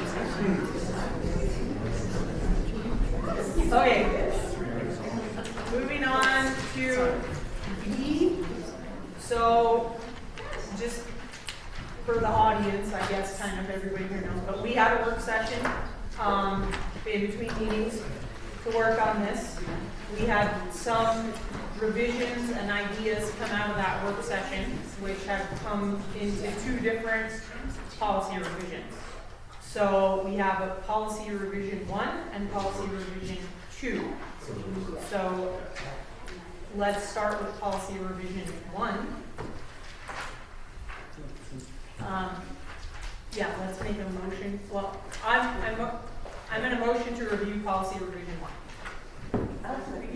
Don't you? Okay. So, very good. Okay, so, just for the public, I'm gonna really quickly go over kind of what we did in the, work session. So, people are concerned, a lot of the community members, pastors, et cetera, are concerned that the library has pornography. Pornography is, or child pornography. Child pornography is illegal. We don't have any, no one's been able to show any instance of child pornography in the library, Fremont County Library System. It's just not there. We have a policy and procedure for dealing with books within the library system that people are concerned about. And we're a very diverse county, and what I may be concerned about, Julie may not be. And you know, we all kind of have differences of opinion. But we do have a book challenge procedure in the library system. And I made this really fancy chart for the work session, so I'm bringing the chart. Microphone up for family. These are the challenge books, so the books that have been challenged in the last 5 years. So in 2022, there were 3 books challenged. One of those was removed by the director from the library system, and 2 were kept. In 2023, there were no book challenges. In 2024, there were 3 book challenges, and again, one was actually removed from the library system by the director, and 2 were kept. And I can't remember, there were some of these that were also moved within the library, and then this year, none. So we have a system, and I think the system is working. I mean, people have the ability to challenge books. Those challenged books are reviewed extensively, and you guys have probably not seen the packets, but the packets are thick when they get reviewed. They get reviewed by the director, by librarians, you know, the statutes are looked at, and it's kind of a complicated, very time-consuming thing. So my feeling is we have a system, the system works, and there are going to be some people in the public that are like, well, we kept 2 of these books. Well, I personally don't get to decide whether a book is kept or not, just because I don't agree with it. But there are sort of standards in the library system for what is a reasonable book and what is not. And we're all, like, there are a lot of different opinions out here, and what one person thinks is okay and another person doesn't, then gets put back on, let's use some nice criteria for whether we keep that or not. And that's the job of the librarians. Our task as a library board is to by the state statutes to hire a competent librarian who then manages the library, and we're kind of getting into their value. But in any case, I think the system is working. So what I proposed was we have, at the last board meeting, we developed a Fremont County Library System collection materials acquisition policy that got approved. And then in my area of business and medicine, and I think in Kristen's as well, we're kind of used to having a short, sweet policy and then a whole separate procedure thing. There are other members of the board that want a more robust, thorough policy. So I propose that we combine our policy, which is pretty extensive with the selection, our policy with the procedures that are in place, but it's pretty robust selection criteria, application of criteria.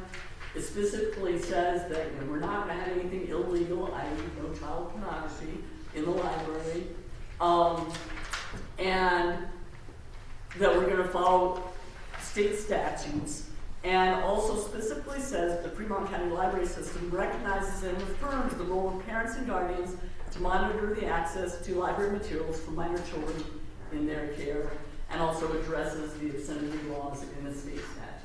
Mary, mine that I saw as your proposed policy looks completely different. No, that's why right on here, I emailed you about this. In here you have.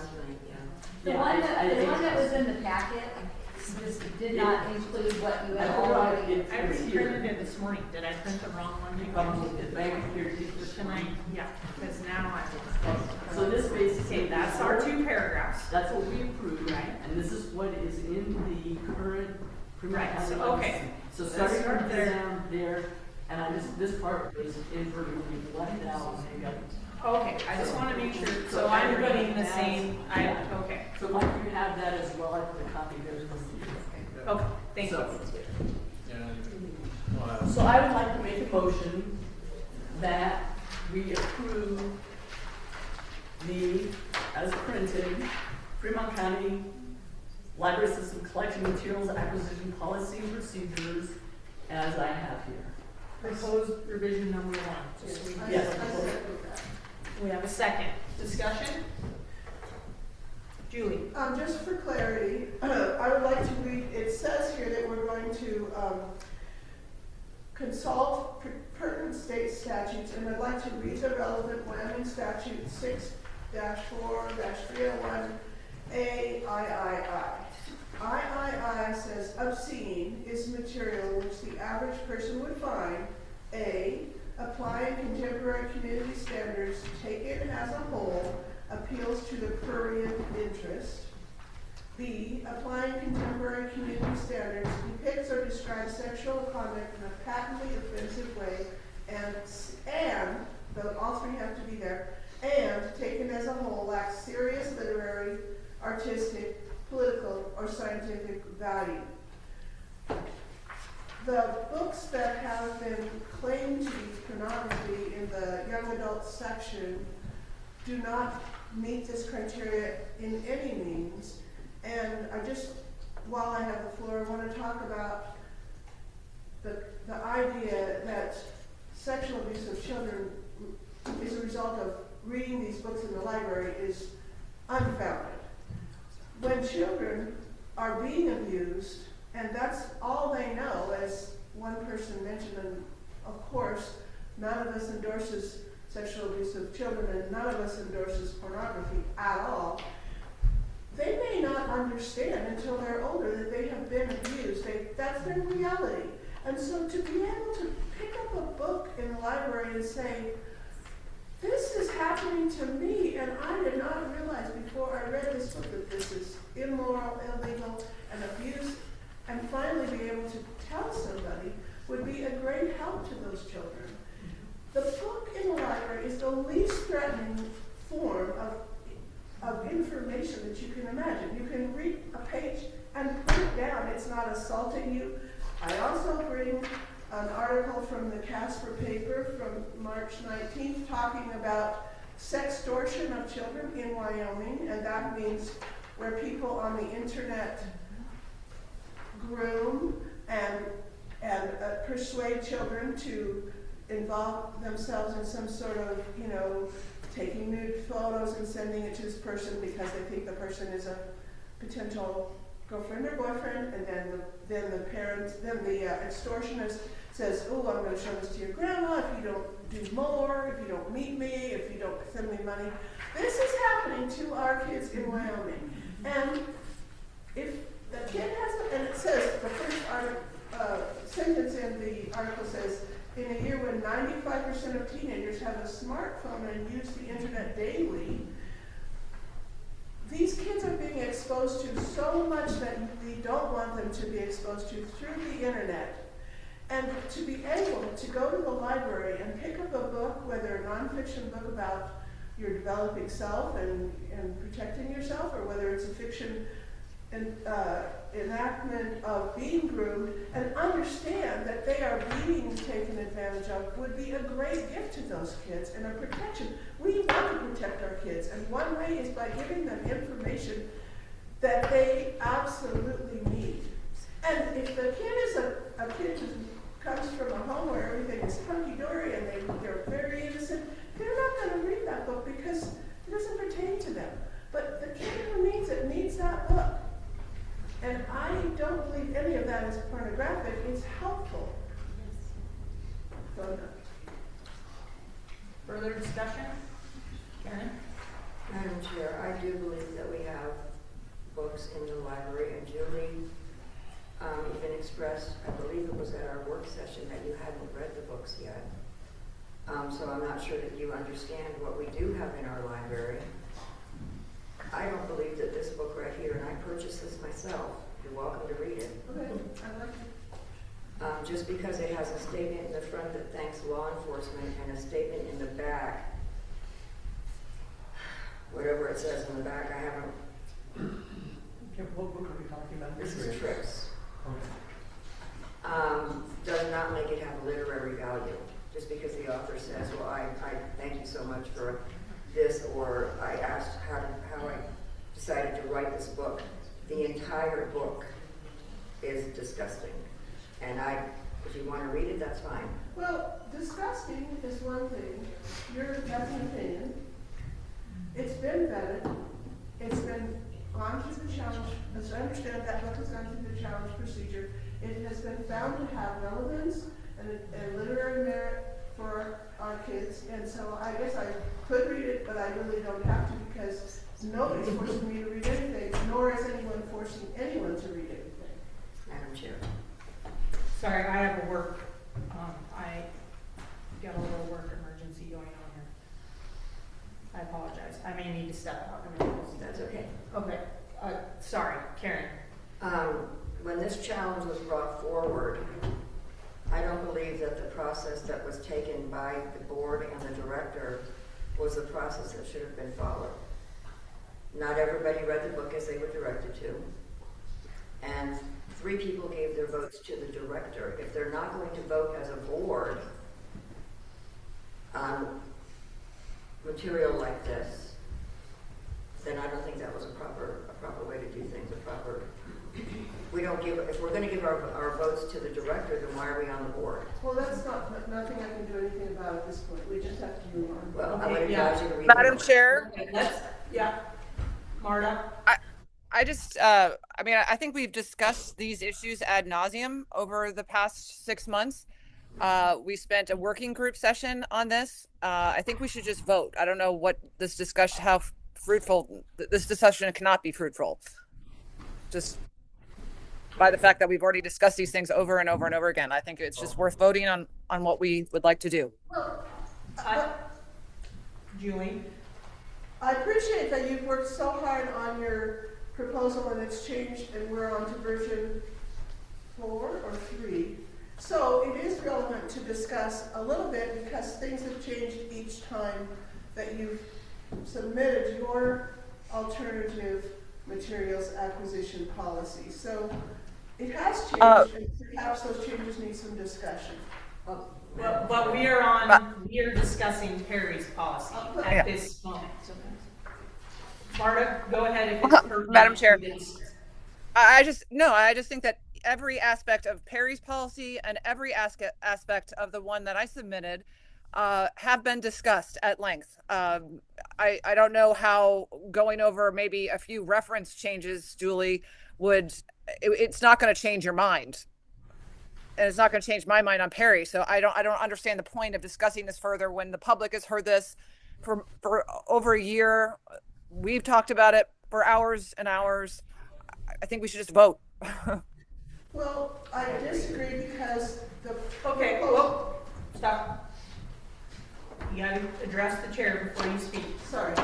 We are discussing right now on a motion for proposed policy revision 1.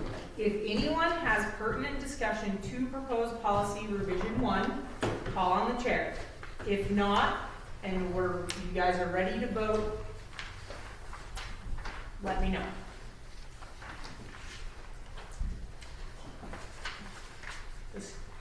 Anita. So I just want to weigh in. You know, I gave you all my thoughts, kind of a summary of my thoughts, partly from the work session, but also included some legal information, most of which pertains to the next proposal. But, you know, for this proposal, I support this one because the procedure document, it was reviewed and updated in January 2023 by myself and former Assistant Director Sherry Haskins with input from key library staff. And it represents what we currently do. This procedure document includes the current Wyoming statute that pertains to evaluating material for obscenity. This is the legal standard, and we follow it in purchasing materials and evaluating materials. You know, and then in this memo, I talk about what we talked about at the work session, how and it pertains to Perry's chart that we've been reviewing books, and not just related to challenge forms that are submitted, but every time, you know, in the past 4 years when someone put out a list that these are books that should not be available to children, we looked in the collection and evaluated according to our standards.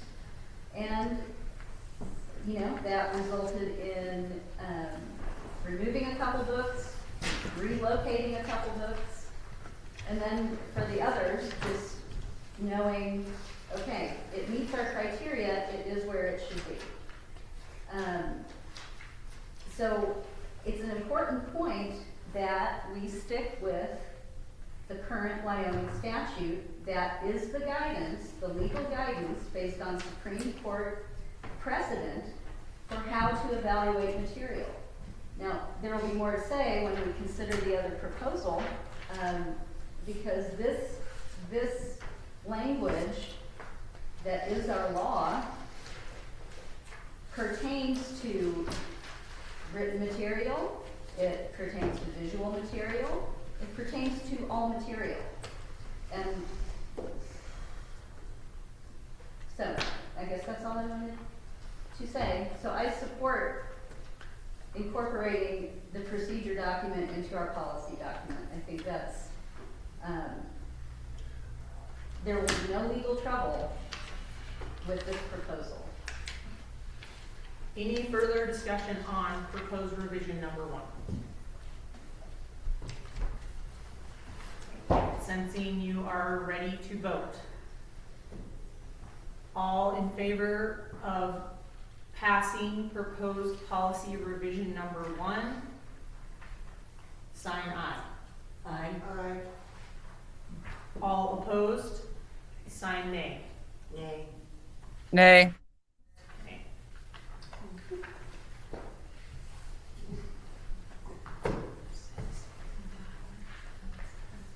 Okay, proposed policy revision number 2. Marta, would you like to introduce? I'm sorry. Sure. What, was that a tie vote? Are you not voting on that? No, I voted nay. You voted aye, Yeah, so. so motion failed. She voted. Okay. Madam Chair, Yes. as as mentioned earlier, I really don't think I need to say much on this, as we've discussed it many times. I think it's necessary to protect children, and that children should be treated differently than adults. This is not restricting anyone's free speech. It's just simply meant to keep sexually explicit material away from children and young adults.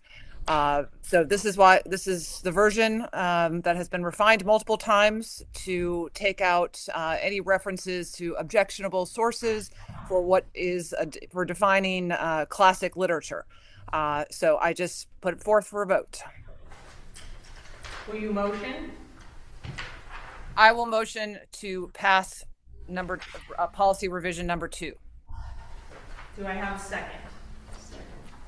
Do we have discussion? Julie? I think we're opening ourselves up for legal problems because the descriptions that are cited, which I understand you said, because the commonly referred to Miller's test, which is what I just read out of state statute, was not developed for minors. The definitions used in this policy shall be taken from the Children's Internet Protection Act. And the very first thing it says is that it does not pertain to mere words, but pertains to visual depiction. And so if there was a book taken out of the children's section or the young adult section because of sex acts or sexually graphic materials, as this policy states, a lawyer would say, nowhere in this policy does it state that mere words are to be kept out of the library, kept out of children's library. So that's a problem. Another problem is that you state in the proposal, no minor shall have access to any materials that are provided by the public library online. So we've already talked at the work session and before in meetings about how the Libby system works, and there are books in that material that's available through the digital libraries, Wyoming library system, that we have access to. And I don't think we have any way to prevent a child who has a library card from accessing books on the Libby system.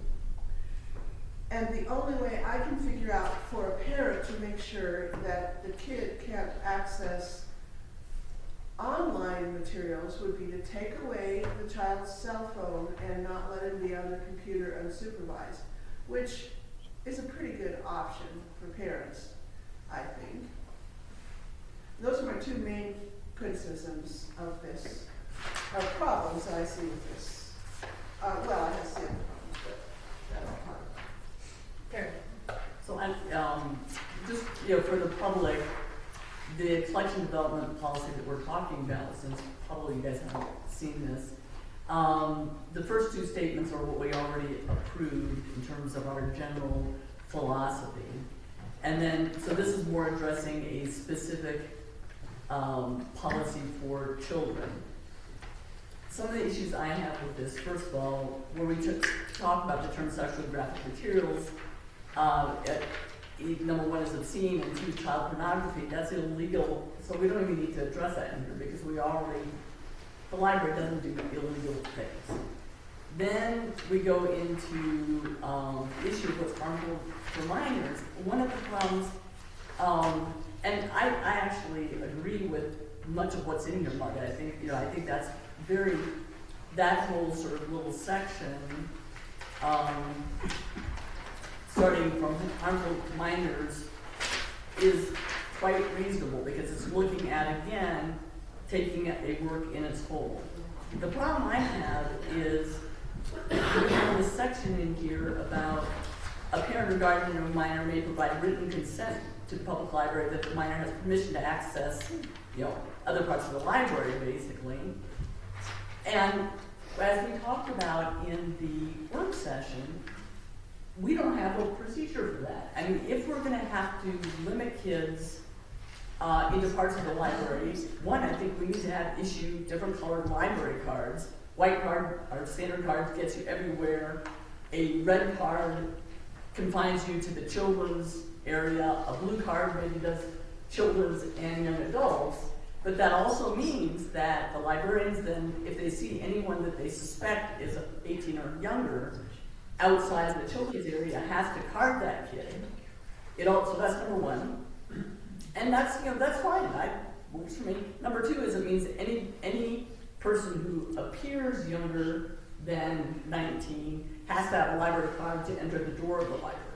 Because if they enter the door of the library and start moving around, we need to be able to card them. Yep. So I think before we have a policy that says that kids can't access this, we have to have some system to deal with that. Because once the policy is there, then we're going to be sitting there with our pants down saying, well, how do we deal with this? Secondly, the issue of no minor shall have access to any materials that are provided by the public library online without parental or guardian, with minor providing written consent. Again, we need some card to identify, A, that the person is under 19, B, that the librarians can challenge anybody on the library computers, but C, what do we do about, 90+% of kids aren't using the library computers, they're using their cell phones. And with this, how do we deal with that? Do we have a cell phone dump as you come into the library for anyone who's, under 19? They put their cell phone in there and then they can come in the library and then we can control what they're doing? I mean, this is a really complicated issue, and before we pass a policy, we need to figure this one out. So that's my main thing with that. So I hear. Madam Chair. Hold on. I am not. Sorry. Done. I am still very talking. verbose. I thought you were done. Then I think from rules of construction down, so there's all this about how exactly we define, classical works of art, classical literature. I think that's, whether we stay in our library system just Western literature, or we're going to, Asian, other literature, African literature, whatever, that's not our purview. That's somebody who has a library science degree, what actually constitutes literature.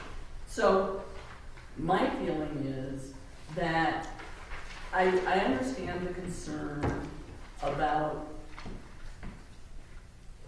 what is presented to the kids. I think we have two huge problems about how we figure out how to restrict kids. One sort of way that I think we could resolve this amongst us and meet some common ground is to take MARTA's policy for protecting children, take that, chuck out obscene and child pornography because that's illegal, but keep all of your part about harmful to minors, and then just stop about, a parent or guardian can't, where are we going to let these kids be or not be until we figure that part out.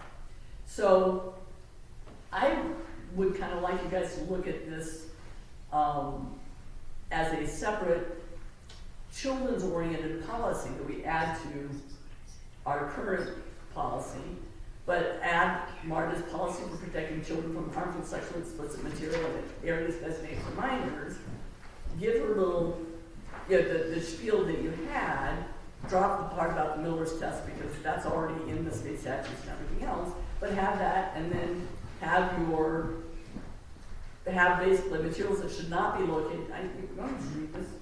And you can pass these out so you guys don't have to send them down that way. Oh, you did it already? I did it because mine, you're going to have to share these. So basically, Marta can't see this. Yeah, no, I can see you. I can see you. Madam Chair. Did she get this? No. I can send it to you real quick if you would like. So, yeah. Madam Chair. Madam Chair, may I speak? Perry, I just. We can't hardly hear you, Marta. Okay, can you hear me now? Yes. Okay, so those suggestions could have been brought up at our work session. We've had so much time to go over this. This is not the time to rehash what we've already discussed. I'm speaking, Perry. Thank you. Sorry. I think the time for this is past, because we did go over these things at the working group, and you didn't budge on there was no discussion of compromise during our working group session. So I find it interesting that you're thinking maybe there's room for it right now. But we've already discussed this at length, and I think it's just time to vote on it. Okay, so here's what I'm gonna do. This is a separate now, a revision number 3. I'm gonna give the board members 1 minute, 2 minutes to read through this. Then,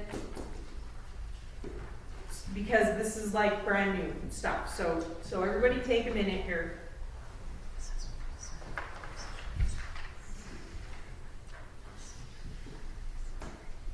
And Marta, are you saying you just don't want me to send this to you? It's your stuff, just with chunks taken out and left most of your part that you're most concerned about. Right. No, I just want to vote on my policy, and then we can move on to this one.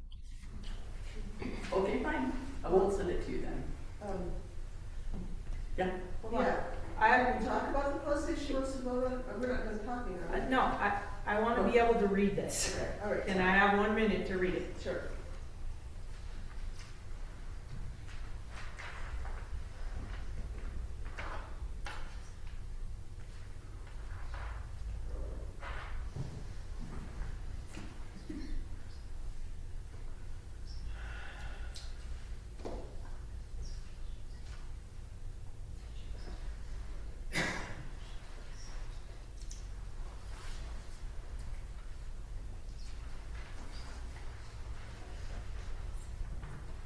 So where did you get this? This is all from Marta. This is like, Well, it's different. This is the CIPA. This is the actual CIPA statute. right. So, I'm holding on. Yeah, so this is the legal already part that you want to take out, and then this is what you kept, right? Right, so, for the one you got. and because we have the obscenities already, so I came down to just the harmful reminders. So here is the term harmful reminders, right here. And then,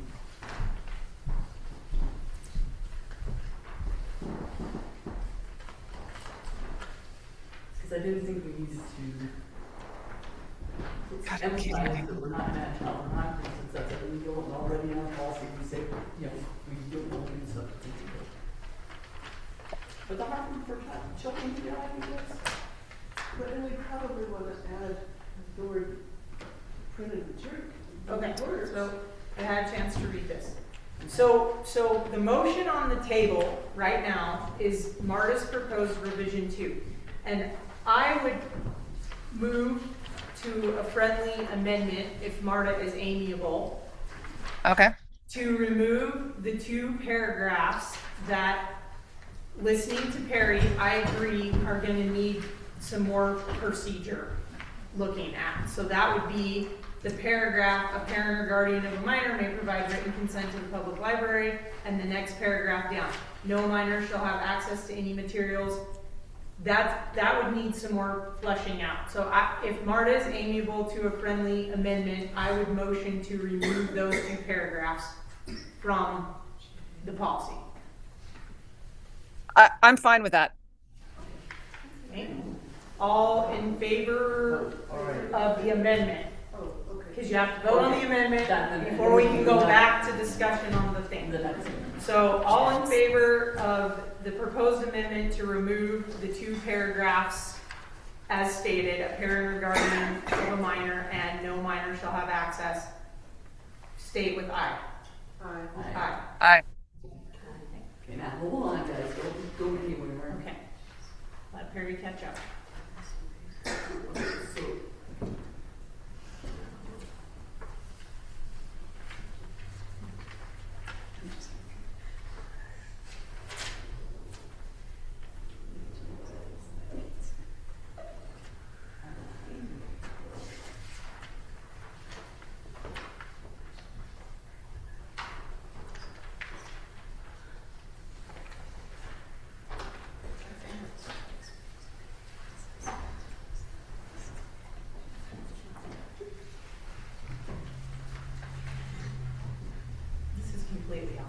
but have you had cataracts or your eyes done? Because It's it's not like like- 8-point font on your I notes. know, it's awesome. But still, I can spot, yes, you got it. Cataracts are godlike, and if you get, sorry guys. Sorry, she brought it up. I just was watching her But- type and I can't even, it just looks like, Yes, and if you get the multifocal, they throw in for free, that you can protect people with sunglasses and like they put it on your eyes. Well, no, it's in like these ones that suck out your lens. Right, but it's, so you have UV built-in Yeah, sunglasses. yeah, Okay. but, Get back to your notes, I just. okay, now, We need to talk. okay, it's not, okay, that's enough that I can, okay, So you know where you're at. I am, okay, so I So amendment passed, and- yeah.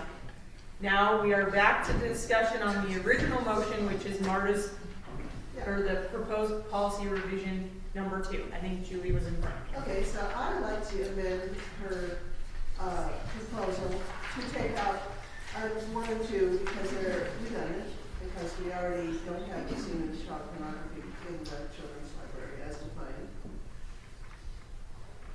But it's on, you can leave it in, but it's kind of pointless because we don't have obscene as defined in 1460, and we don't have child pornography. And to add the words, some kind of words to indicate words, because in 3 it says harmful to minor. The term harmful to minor means any picture, image, graphic image file, or other visual depiction, and that would not include printed books or words.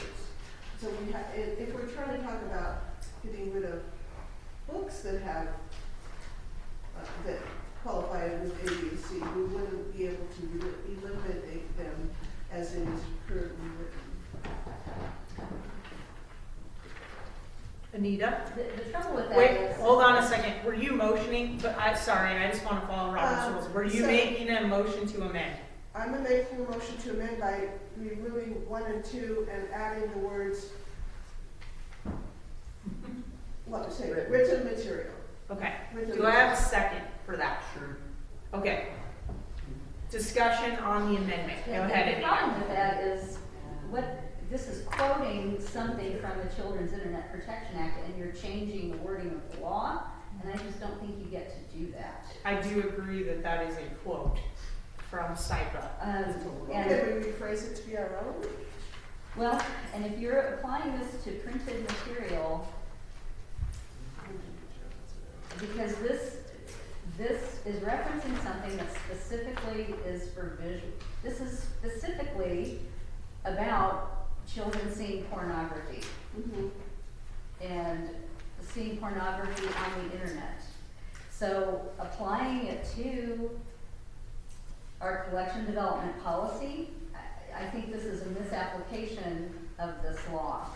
And you know, I think it's an invalid argument to say that Miller versus California and the resulting Miller test was not developed for minors or is not applicable to materials for children. The distinction is not made in the statute.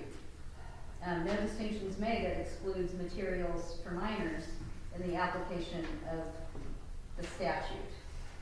So, you know, actually this number 3, harmful to minors, is expanding on the language of Miller versus California, and you know, it was written for visual, to prevent kids from having to see pornography online. So I think we're in shaky water on that. I agree with also taking out 1 and 2, because obscene is defined in section 1460 of Title 18 of the United States Code. Again, that's very specific. The law establishes a punishment for anyone who knowingly sells or possesses with intent to sell an obscene visual depiction. And the document clearly states, for the purposes of this section, the term visual depiction includes undeveloped film and videotape, but does not include mere words. So it's very shaky legal ground to take these laws and apply them to something that it wasn't intended for. So that's why removing it is the smart thing to do. And number 3, that's, I don't know, I just think we're getting set up for liability. Karen? I would like to make another friendly amendment after this. So I would just state on this, it appears to me this, from what I read out of SIPA, this whole thing, number 1, 2, and 3 are a quote out of SIPA. So it's my opinion that we're not lawyers. We send it to the county attorney. He tells us yay or nay. Why do we put that burden on our back when he got the legal degree to do it? So, Perry. So I would agree with the taking out 1 and 2, and then adding in adding printed material in. I also kind of wonder what I'm not really familiar with a lot of weird sex and other practices, so I'm just interested in knowing what SEC. Oh, that's a typo. Is that a typo? That's a typo. It should say sex. Oh, I thought it was I was curious. Yeah, while we're wordsmithing it, I would like to add another change to my second amendment, and that is at the top of the page where it says contact actual or simulated normal or perverted sexual acts. I think the word normal has some lower. You've lost me. Okay, so we're in B, and we're depicts or describes represents patently offensive way, when suitable, actual simulated sexual acts, sexual contact, actual simulated normal or perverted. Okay, What's normal? Well, But there again, this is taken out of this SIPA. It's a quote. It's not, Marta didn't write this. I understand. So I don't know, I think you just send it to the attorney and he says it applies or it doesn't No, apply. this is our document, we're taking this as a template and we're changing it to fit our needs. We've already added printed material, so can't we take what we normal that and put a non-judgmental word like, How about we just, or actual or simulated sexual act, yeah, that kind of. or lewd exhibit, just take out, you get your actual or simulated sexual act, you delete or sexual contact, actual or simulated or perverted. So it reads an actual or simulated sexual act or a lewd exhibition of the genitals. So all you do is take the words out, and I'm not judging you on your sex, and you're not judging me on my sex. Now, Madam Chair, but now we're judging any mention of a sex act in a book meant for teenagers. And so this is where. But it's got the word and on, well, no, it should have the word and. This is going to create liability from all different kinds of angles. I mean, the one beauty of this thing, though, is it says after the sexual act or a lewd exhibition of the genitals and taken as a whole lacks serious literary, artistic, political, or scientific value as to minors. So I think that's where, it has to be, again, and this is by the state statute and everything else, whether it's obscenity or whatever, it has to be taken as a whole, lacks serious political. Karen? I was thinking that we could possibly remove the term, or maybe just add to the term. The term sexually graphic materials may include written material, and that words can be graphic, simulated, indecent, obscene, or pornographic, or even at times not up to community standards. Where are you at? Where we're at the beginning, the term sexually graphic material. Under what? Oh, You're okay. taking out this, you want to take out the stuff that was done by, SIPA, SIPA, I call it SIPA, you call it SIPA. CIPA. But we were gonna add that printed material in, you moved to add that printed material in. Okay, so, Means any picture, image, graphic, image file, or other visual depiction. So we have term harmful fiber thing. The term harmful to minors means any written word, any written words, comma, any picture, image, graphic image file, or other visual depiction that blah blah blah. One includes sex, not sex. And then on B, we go from a natural simulated sexual act or lewd exhibition of the genitals. okay, so what I want to happen here is for you guys to read your full amendment, which is actually Julie's, so make sure you're reading what she wants before we vote on it. Start at the term, that's where start there and read it as it would now read. The term sexually graphic materials means material that is harmful to minors. The term harmful to minors means any written words, comma, any picture, image, graphic image file, or other visual depiction that, A, taken as a whole and with respect to minors, appears to a prurient interest in nudity, sex, or exclusion. B, depicts, describes, or represents in a patently offensive way with respect to what is suitable for minors, an actual or simulated sexual act or lewd exhibition of the genitals, and taken as a whole lacks serious literary, artistic, political, or scientific value as to minors. And then the next two paragraphs are, well, we already took care of that. Okay. I'm sensing we're ready to vote on Julie's amendment. All in favor of that amendment, say aye. Aye. All opposed, nay. Nay. I'm nay. Motion passes. So, hang on. Now That's gonna take you a while. Hopefully not that long. Another tweak.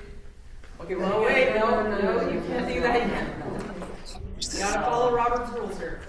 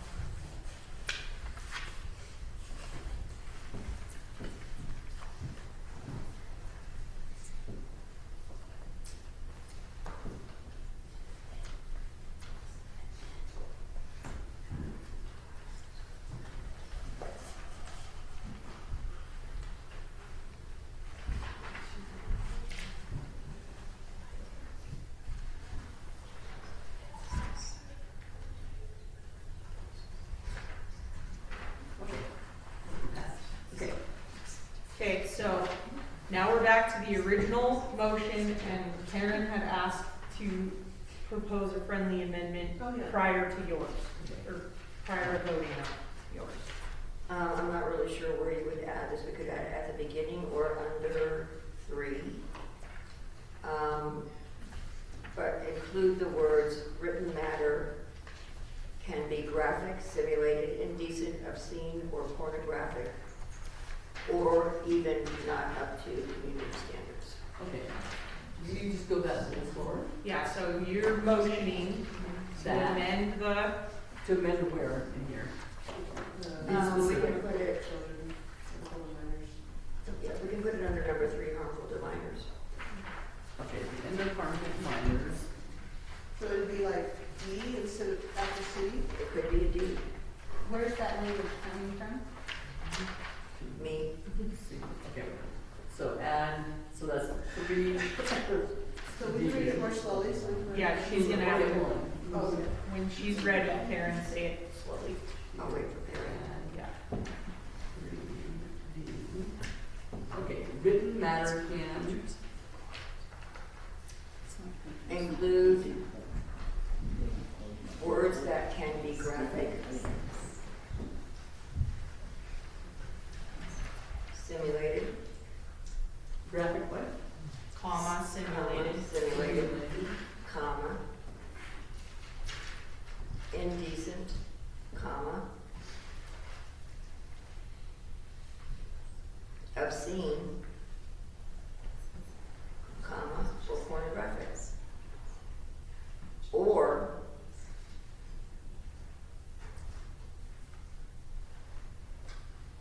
Yeah? or may not be up to community standards. I should ask for a second on that before you type it all. Do you want, yeah, do I? So we have a motion. We have a motion on the floor to amend. Do we have a second? So included already. Well, I'll second because you typed it. No, don't. That is really bad reason to second something. I'll second. Okay. Discussion? Okay. Go ahead. Okay, sorry.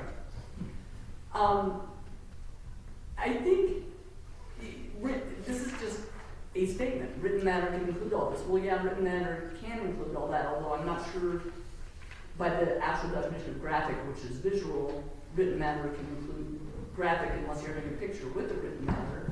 But all of this is just saying that written matter can include this, so I don't see a point to this. I mean, it's just a statement. It doesn't say this is written matter that includes that we don't want or whatever, but we already we don't do pornography because it's illegal. Indecency is the same thing. So I don't understand why this is in here. I think we've covered everything well above that. Have you ever heard the statement, that was a really graphic description? I would make the argument that there's two different definitions of graphic. Right, but legally, I think that's what in the definition of graphic is visual. But it doesn't, whatever, it doesn't matter. I just think we've already covered all of this in what we're saying we won't have, and that this doesn't say anything other than written words can cover this area. Well, yes, they can, but that's not saying that we won't have them, or that we shouldn't have them, or we'll put them someplace else. It's just a statement of what written words are, which I don't think is pertinent to what we have here. I think. Any further discussion on the amendment? I think it's just opening up the same argument we've already solved once, which is we don't do obscene things because it's illegal. We don't do pornographic things because it's illegal. We've already covered graphic, simulated. Indecent is a value judgment that we may or may not choose to make, but I don't think we're going to make it here. And up to community standards is another can of worms because it's a big community. So I think it's just really adding problems that we shouldn't need to have. Any further discussion?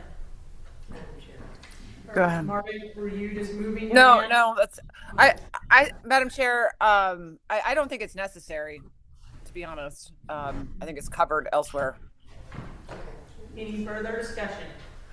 I would just like to state that the definition of graphic versus visual, while modern usage often pairs it with imagery like graphic design, in the context of narrative reports or testimony, it refers to the intensity of the language used to paint a picture rather than literal graphic art. That's all. Okay. All right, Anita. The comment is we need legal definitions of words for this. Any further discussion on the amendment? All in favor of the amendment being proposed to add point D, vote aye now. All opposed? Nay. Vote nay. Nay. We are back to the original motion for proposed policy number 2. Further discussion. Perry. Oh, come on. So, Are you, oh shoot, where's my? So I propose that this just be an addition, I mean, this is, actually, not gonna go there. I'm, sorry. I would just say that we take out, because I like, it shall be the goal of Fremont County, blah, blah, blah.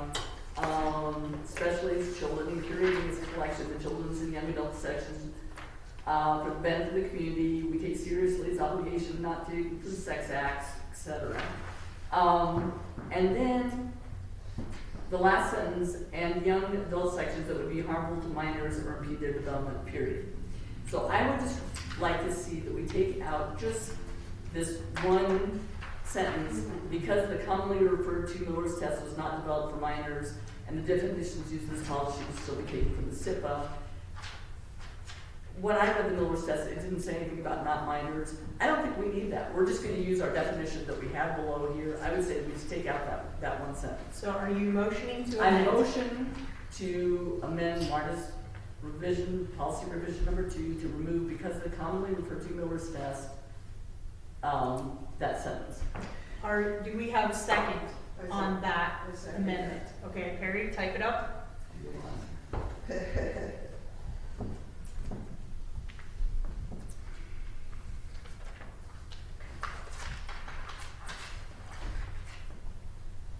Okay?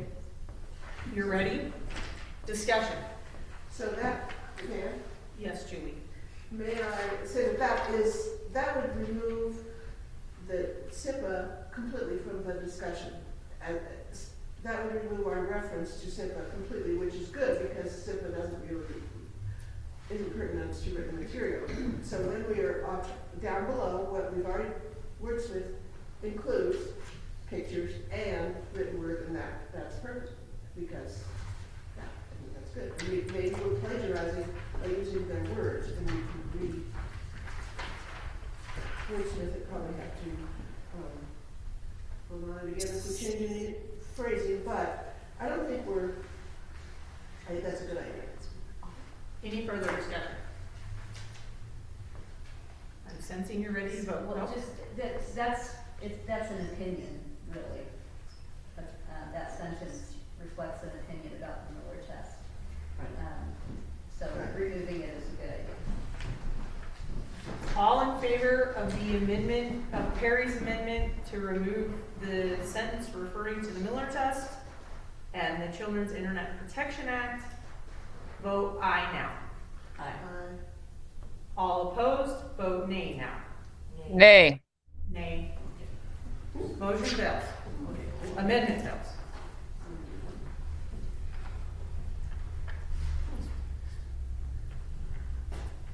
Let me know when you're ready, Barry.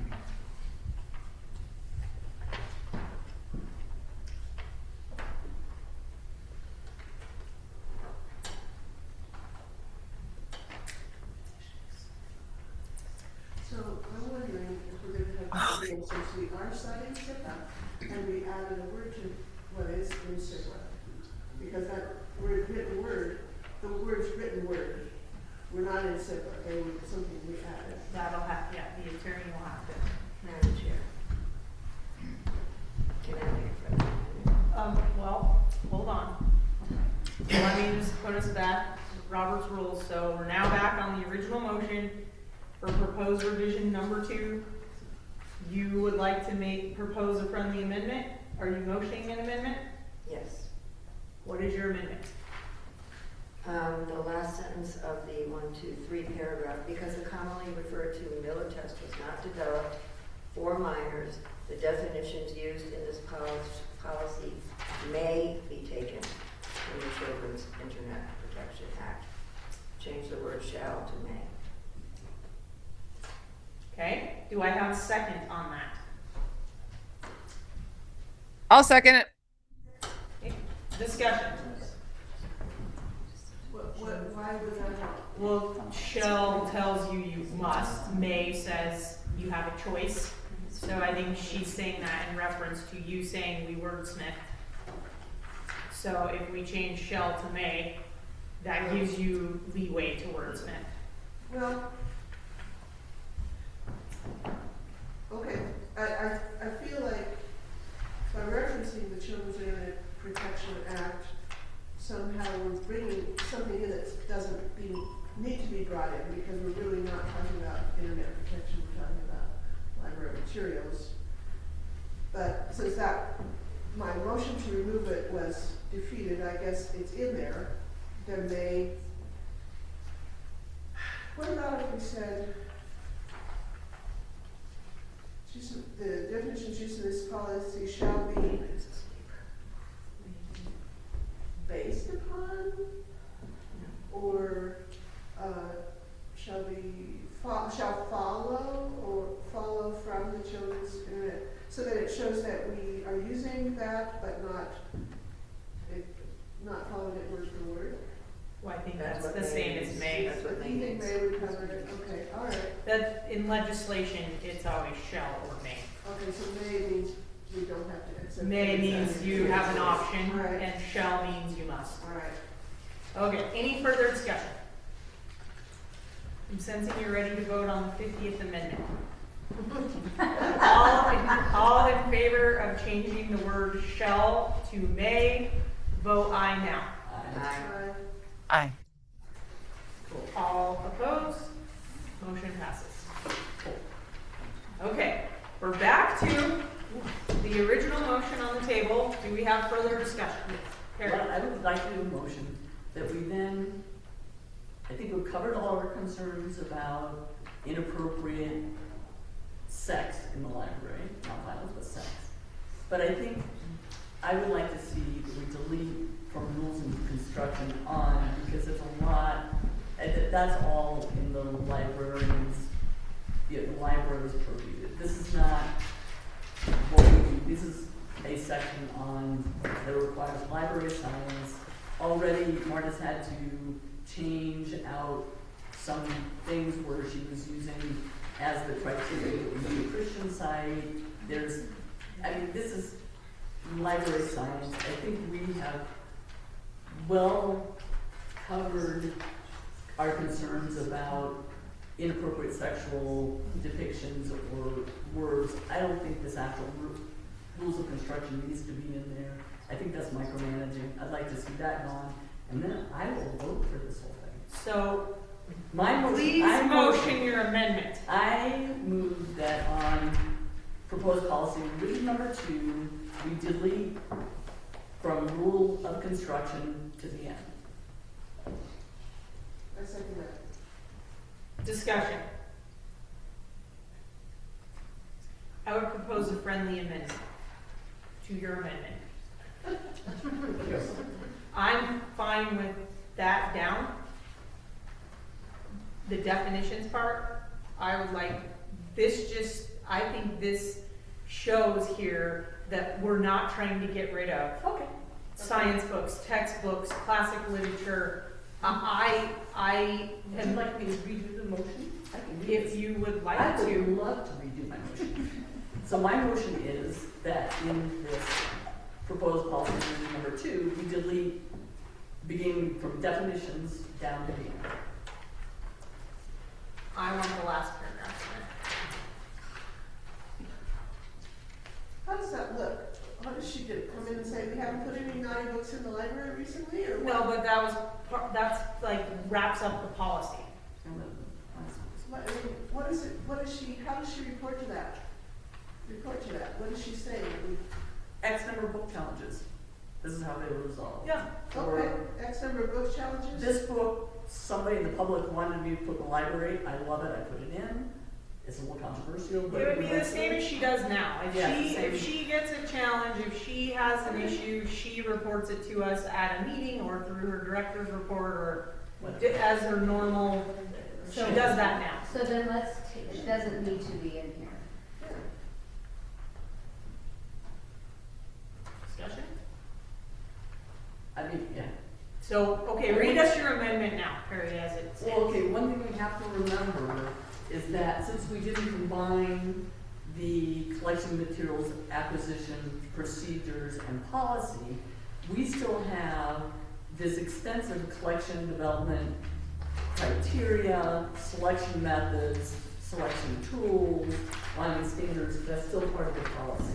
That's part of the procedures in the Fremont County Library Policy and Procedures document. So we still have, which is good, a good, strong method for choosing books. So that's all in there. And I think actually, so I'm good with this. You already report this stuff. Yeah. I think that's not micromanaging. I think that's okay. So what is your amendment now? My amendment now, and this better be the last one, is that in proposed policy revision number 2, we delete from definitions to the end of the classic literature passage, period. So that leaves us, just to remind us, that leaves us the whole, nothing is a subsection shall be construed to prohibit, blah, blah, blah, and it also leaves in the library director shall report back to us. Can I read these? So would you like me to read that last paragraph, what's left? I don't think so. I think is everybody understanding what her amendment is? Yes. I have a question Just for. need to read them. Yes. Out loud or to yourself? No, just to myself. Oh, yeah. Okay. Marty, you were frowning. Did you get what we're doing?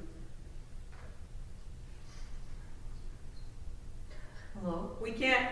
Are you there, Marta? Yeah, I'm here. Okay.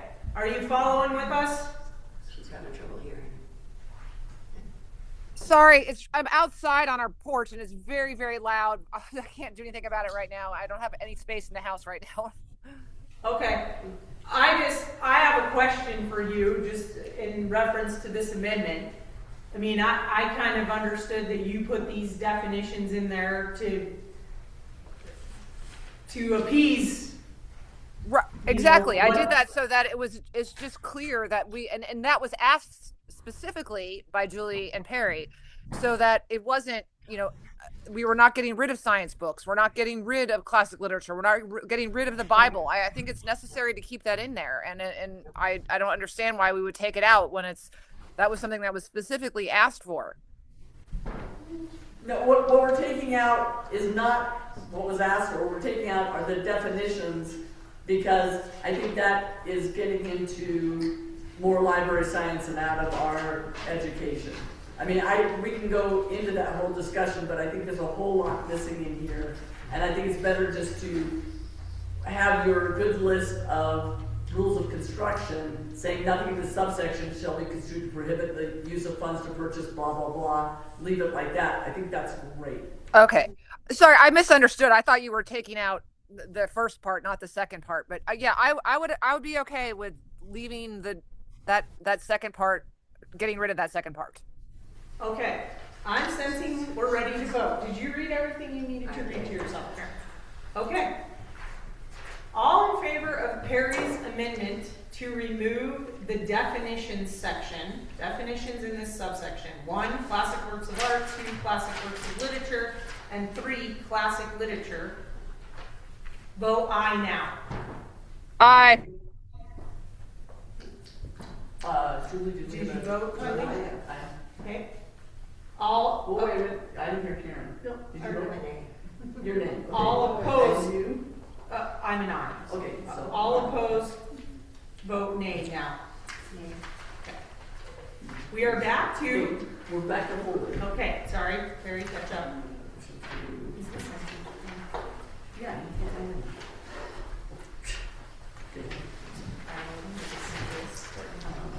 Don't drink out there.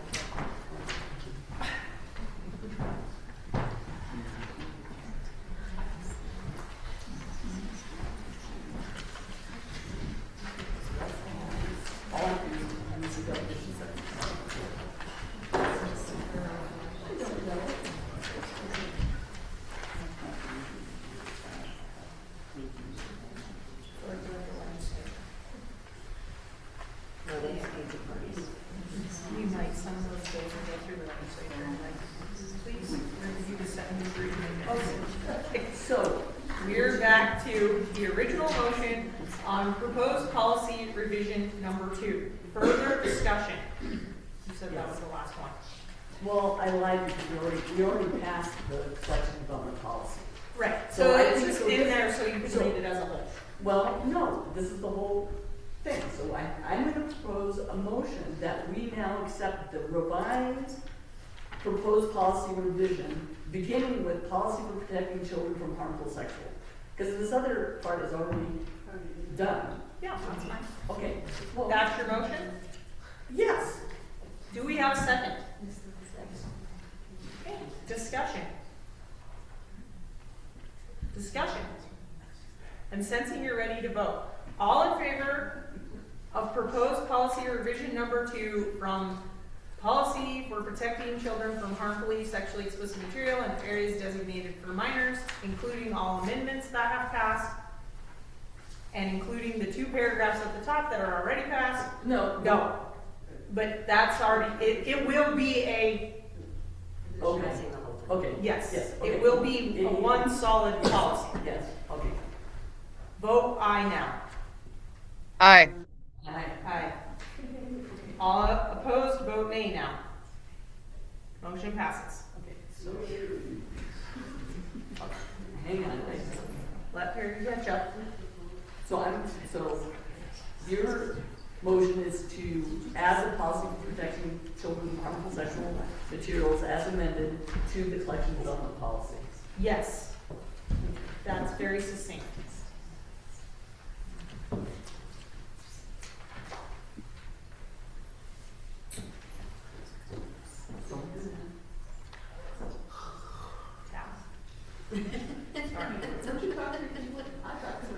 Oh, I went like this and she said, don't do that. Harry, I'm gonna get with you on the all the way revisions. Oh, yeah.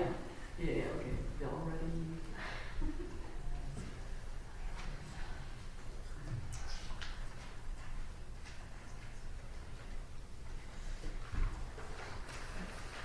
Cool. Done. So, since we passed revision number 2,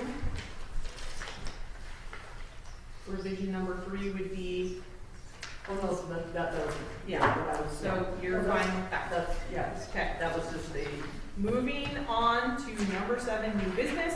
okay, so the board bylaws, I sent you all that, and now I just have to, oh, I know right, I've got to find my copy of that. Okay, so, I gotta find it. This, quite frankly, I was waiting. No. Yes, Yeah, go ahead, I'll find it. okay, so at the last meeting, I was tasked to reconcile the Fremont County Library System Board of Policies and Procedures as to setting the agenda with the Fremont County Library System Board Member Manual. So the history with this is the board member, so then this is mostly for you, Karen. The history of this is the board member manual was there, and then we started having stuff kind of, I can't remember, I think it was when I was chair or when you were chair, but stuff was like popping up. People, some of the board members would say, hey, I want to add this on today to the agenda. And the problem with that is that we felt that as a board, and we voted on this, we felt that that was just a little too confusing. We wanted to have stuff ahead of time so we could read it, think about it thoughtfully, and then talk about it in the meetings. So then what we did is we passed the following. In the policies and procedures number 1, I'm sorry, policies and procedures number 5, as delineated by the bylaws, and in our bylaws, it says, and this is on the side, the chair establishes meeting agenda with the library directors.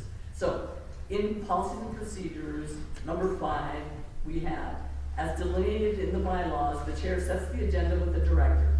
Any member wishing to add to the agenda should discuss the item with the chair at least 1 week prior to the next board meeting. This will give the chair time to assess the number of items on the agenda and the member time to get any needed supporting documentation / data to the director to then get into the board packet. Any requested addition to the agenda should be delayed by no more than 2 meetings. Now That was in there. this is what's existing in there now, correct? Okay. And the reason we did that, basically multifold. One was we did not want to have a discussion on something where we didn't have the information ahead of time. We didn't want to waste time in the board meeting not having that information and having to get the information and then do a rash decision. And thirdly, we wanted to make sure that some board chair like me didn't say, I don't want to deal with that, and I just keep delaying it. So then we also put in there, you know, regardless of how full it is, we couldn't delay members' requests by more than 2 meetings. So that was, and so I think the confusion is just that the board manual is old, and we saw problems that we adjusted in We just didn't have a copy of that in our. So this is in the bylaws. Not the bylaws, but the policies and procedures. So we have our bylaws. Right. So in the bylaws, it just says the chair establishes the meeting agenda of the director. And then we have. Right, this is in the policies and procedures, but not in the board member manual. Yeah, the board This member is what- manual is out, I mean, it's just like that, it's no manual and that's. Board out chair. there. It would have been number 5. And director handling development, but individual. Okay, this is where the problem came. They add items to the agenda at the beginning of the board meeting. Yeah, which was, we found, was just kind of a disaster and stuff that happened on the last one. So that's why the board is a whole, I can't remember, and I believe it was unanimous to pass, and I can't remember what it was, let's get some time, yeah. Or exactly. Hold on, I think she's still presenting this. Okay. So what is your, what So are you proposing? What I'm proposing is that we just delete out the member manual, just like last minute throw something on the agenda, and just make them so that they agree. Okay. Are you motioning that? I don't think the board member manual needs to be, That that's still something. needs a motion to change it. It doesn't Does need it? to go, yes. So, okay, fine. I move that we change the Fremont County. So we have to License agree as a Board board. manual, by deleting, but individual board members may add items to the agenda at the beginning of the board meeting. So it would then read, is the board chair and director generally develop the meeting agenda together, period. Yeah, period. And then, we've got our rules and regulations where if we want to change, we can, but, Okay, do I have a second on that? Discussion. So like this week, we had a work session last Tuesday. And then, really appreciate all the work that Marty put into to amend her proposal twice, to fine tune it so that we could all fine tune it some more and get something we can all agree on. But that took time, and it was really helpful to start it a week and a day ago, and then we worked, and some of the things came in later than 5 days. But that was because we had 5 days to work on it. And I don't object to getting further information based on her proposal came in Sunday night, Monday night, even Tuesday, because we had time to read it. And so those kinds of things are okay, right? Yeah, what I think we're talking about is, that was on the agenda. So you're continually getting information about this item that's on the agenda. Where we have a disagreement here is that our current board member manual says you can come in today and say, I would like to add to the agenda that we're gonna adopt an elephant to keep in the library. And I will let you guys know the price of when I get it from the zoo. Right, so as opposed to you asked for that and then, you didn't get us the price till the night before. But we knew we were gonna talk about that. Okay, that's great. So we can continue to. Yes. Yes, this just makes the two agree. So what we have to decide as a board, in my mind here, is do we want to allow people to put stuff on the agenda the day of or not? And I feel like, even though you and Karen weren't here, a previous board spoke on this, as Perry stated, by saying advance time equals more thoughtful decisions. Right, okay. Yeah. Further discussion? Are we ready to vote? All in changing the FCLS board member manual to agree with the bylaws by removing, but individual board members may add items to the agenda at the beginning of the board meeting. Just say aye now. Eliminate that altogether.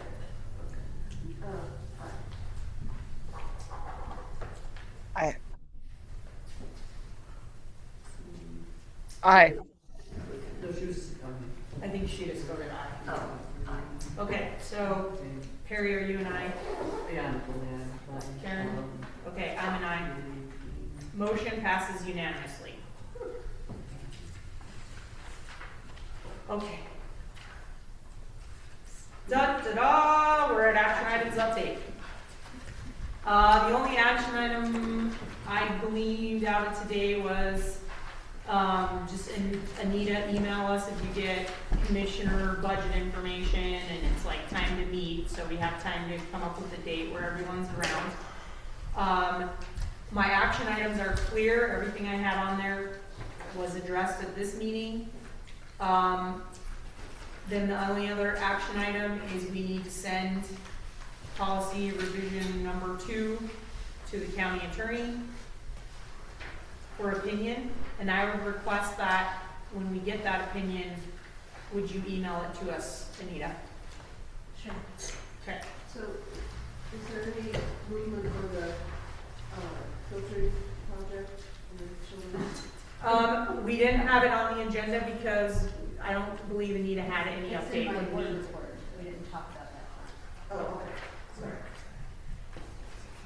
So, any other action items that you need added? Okay.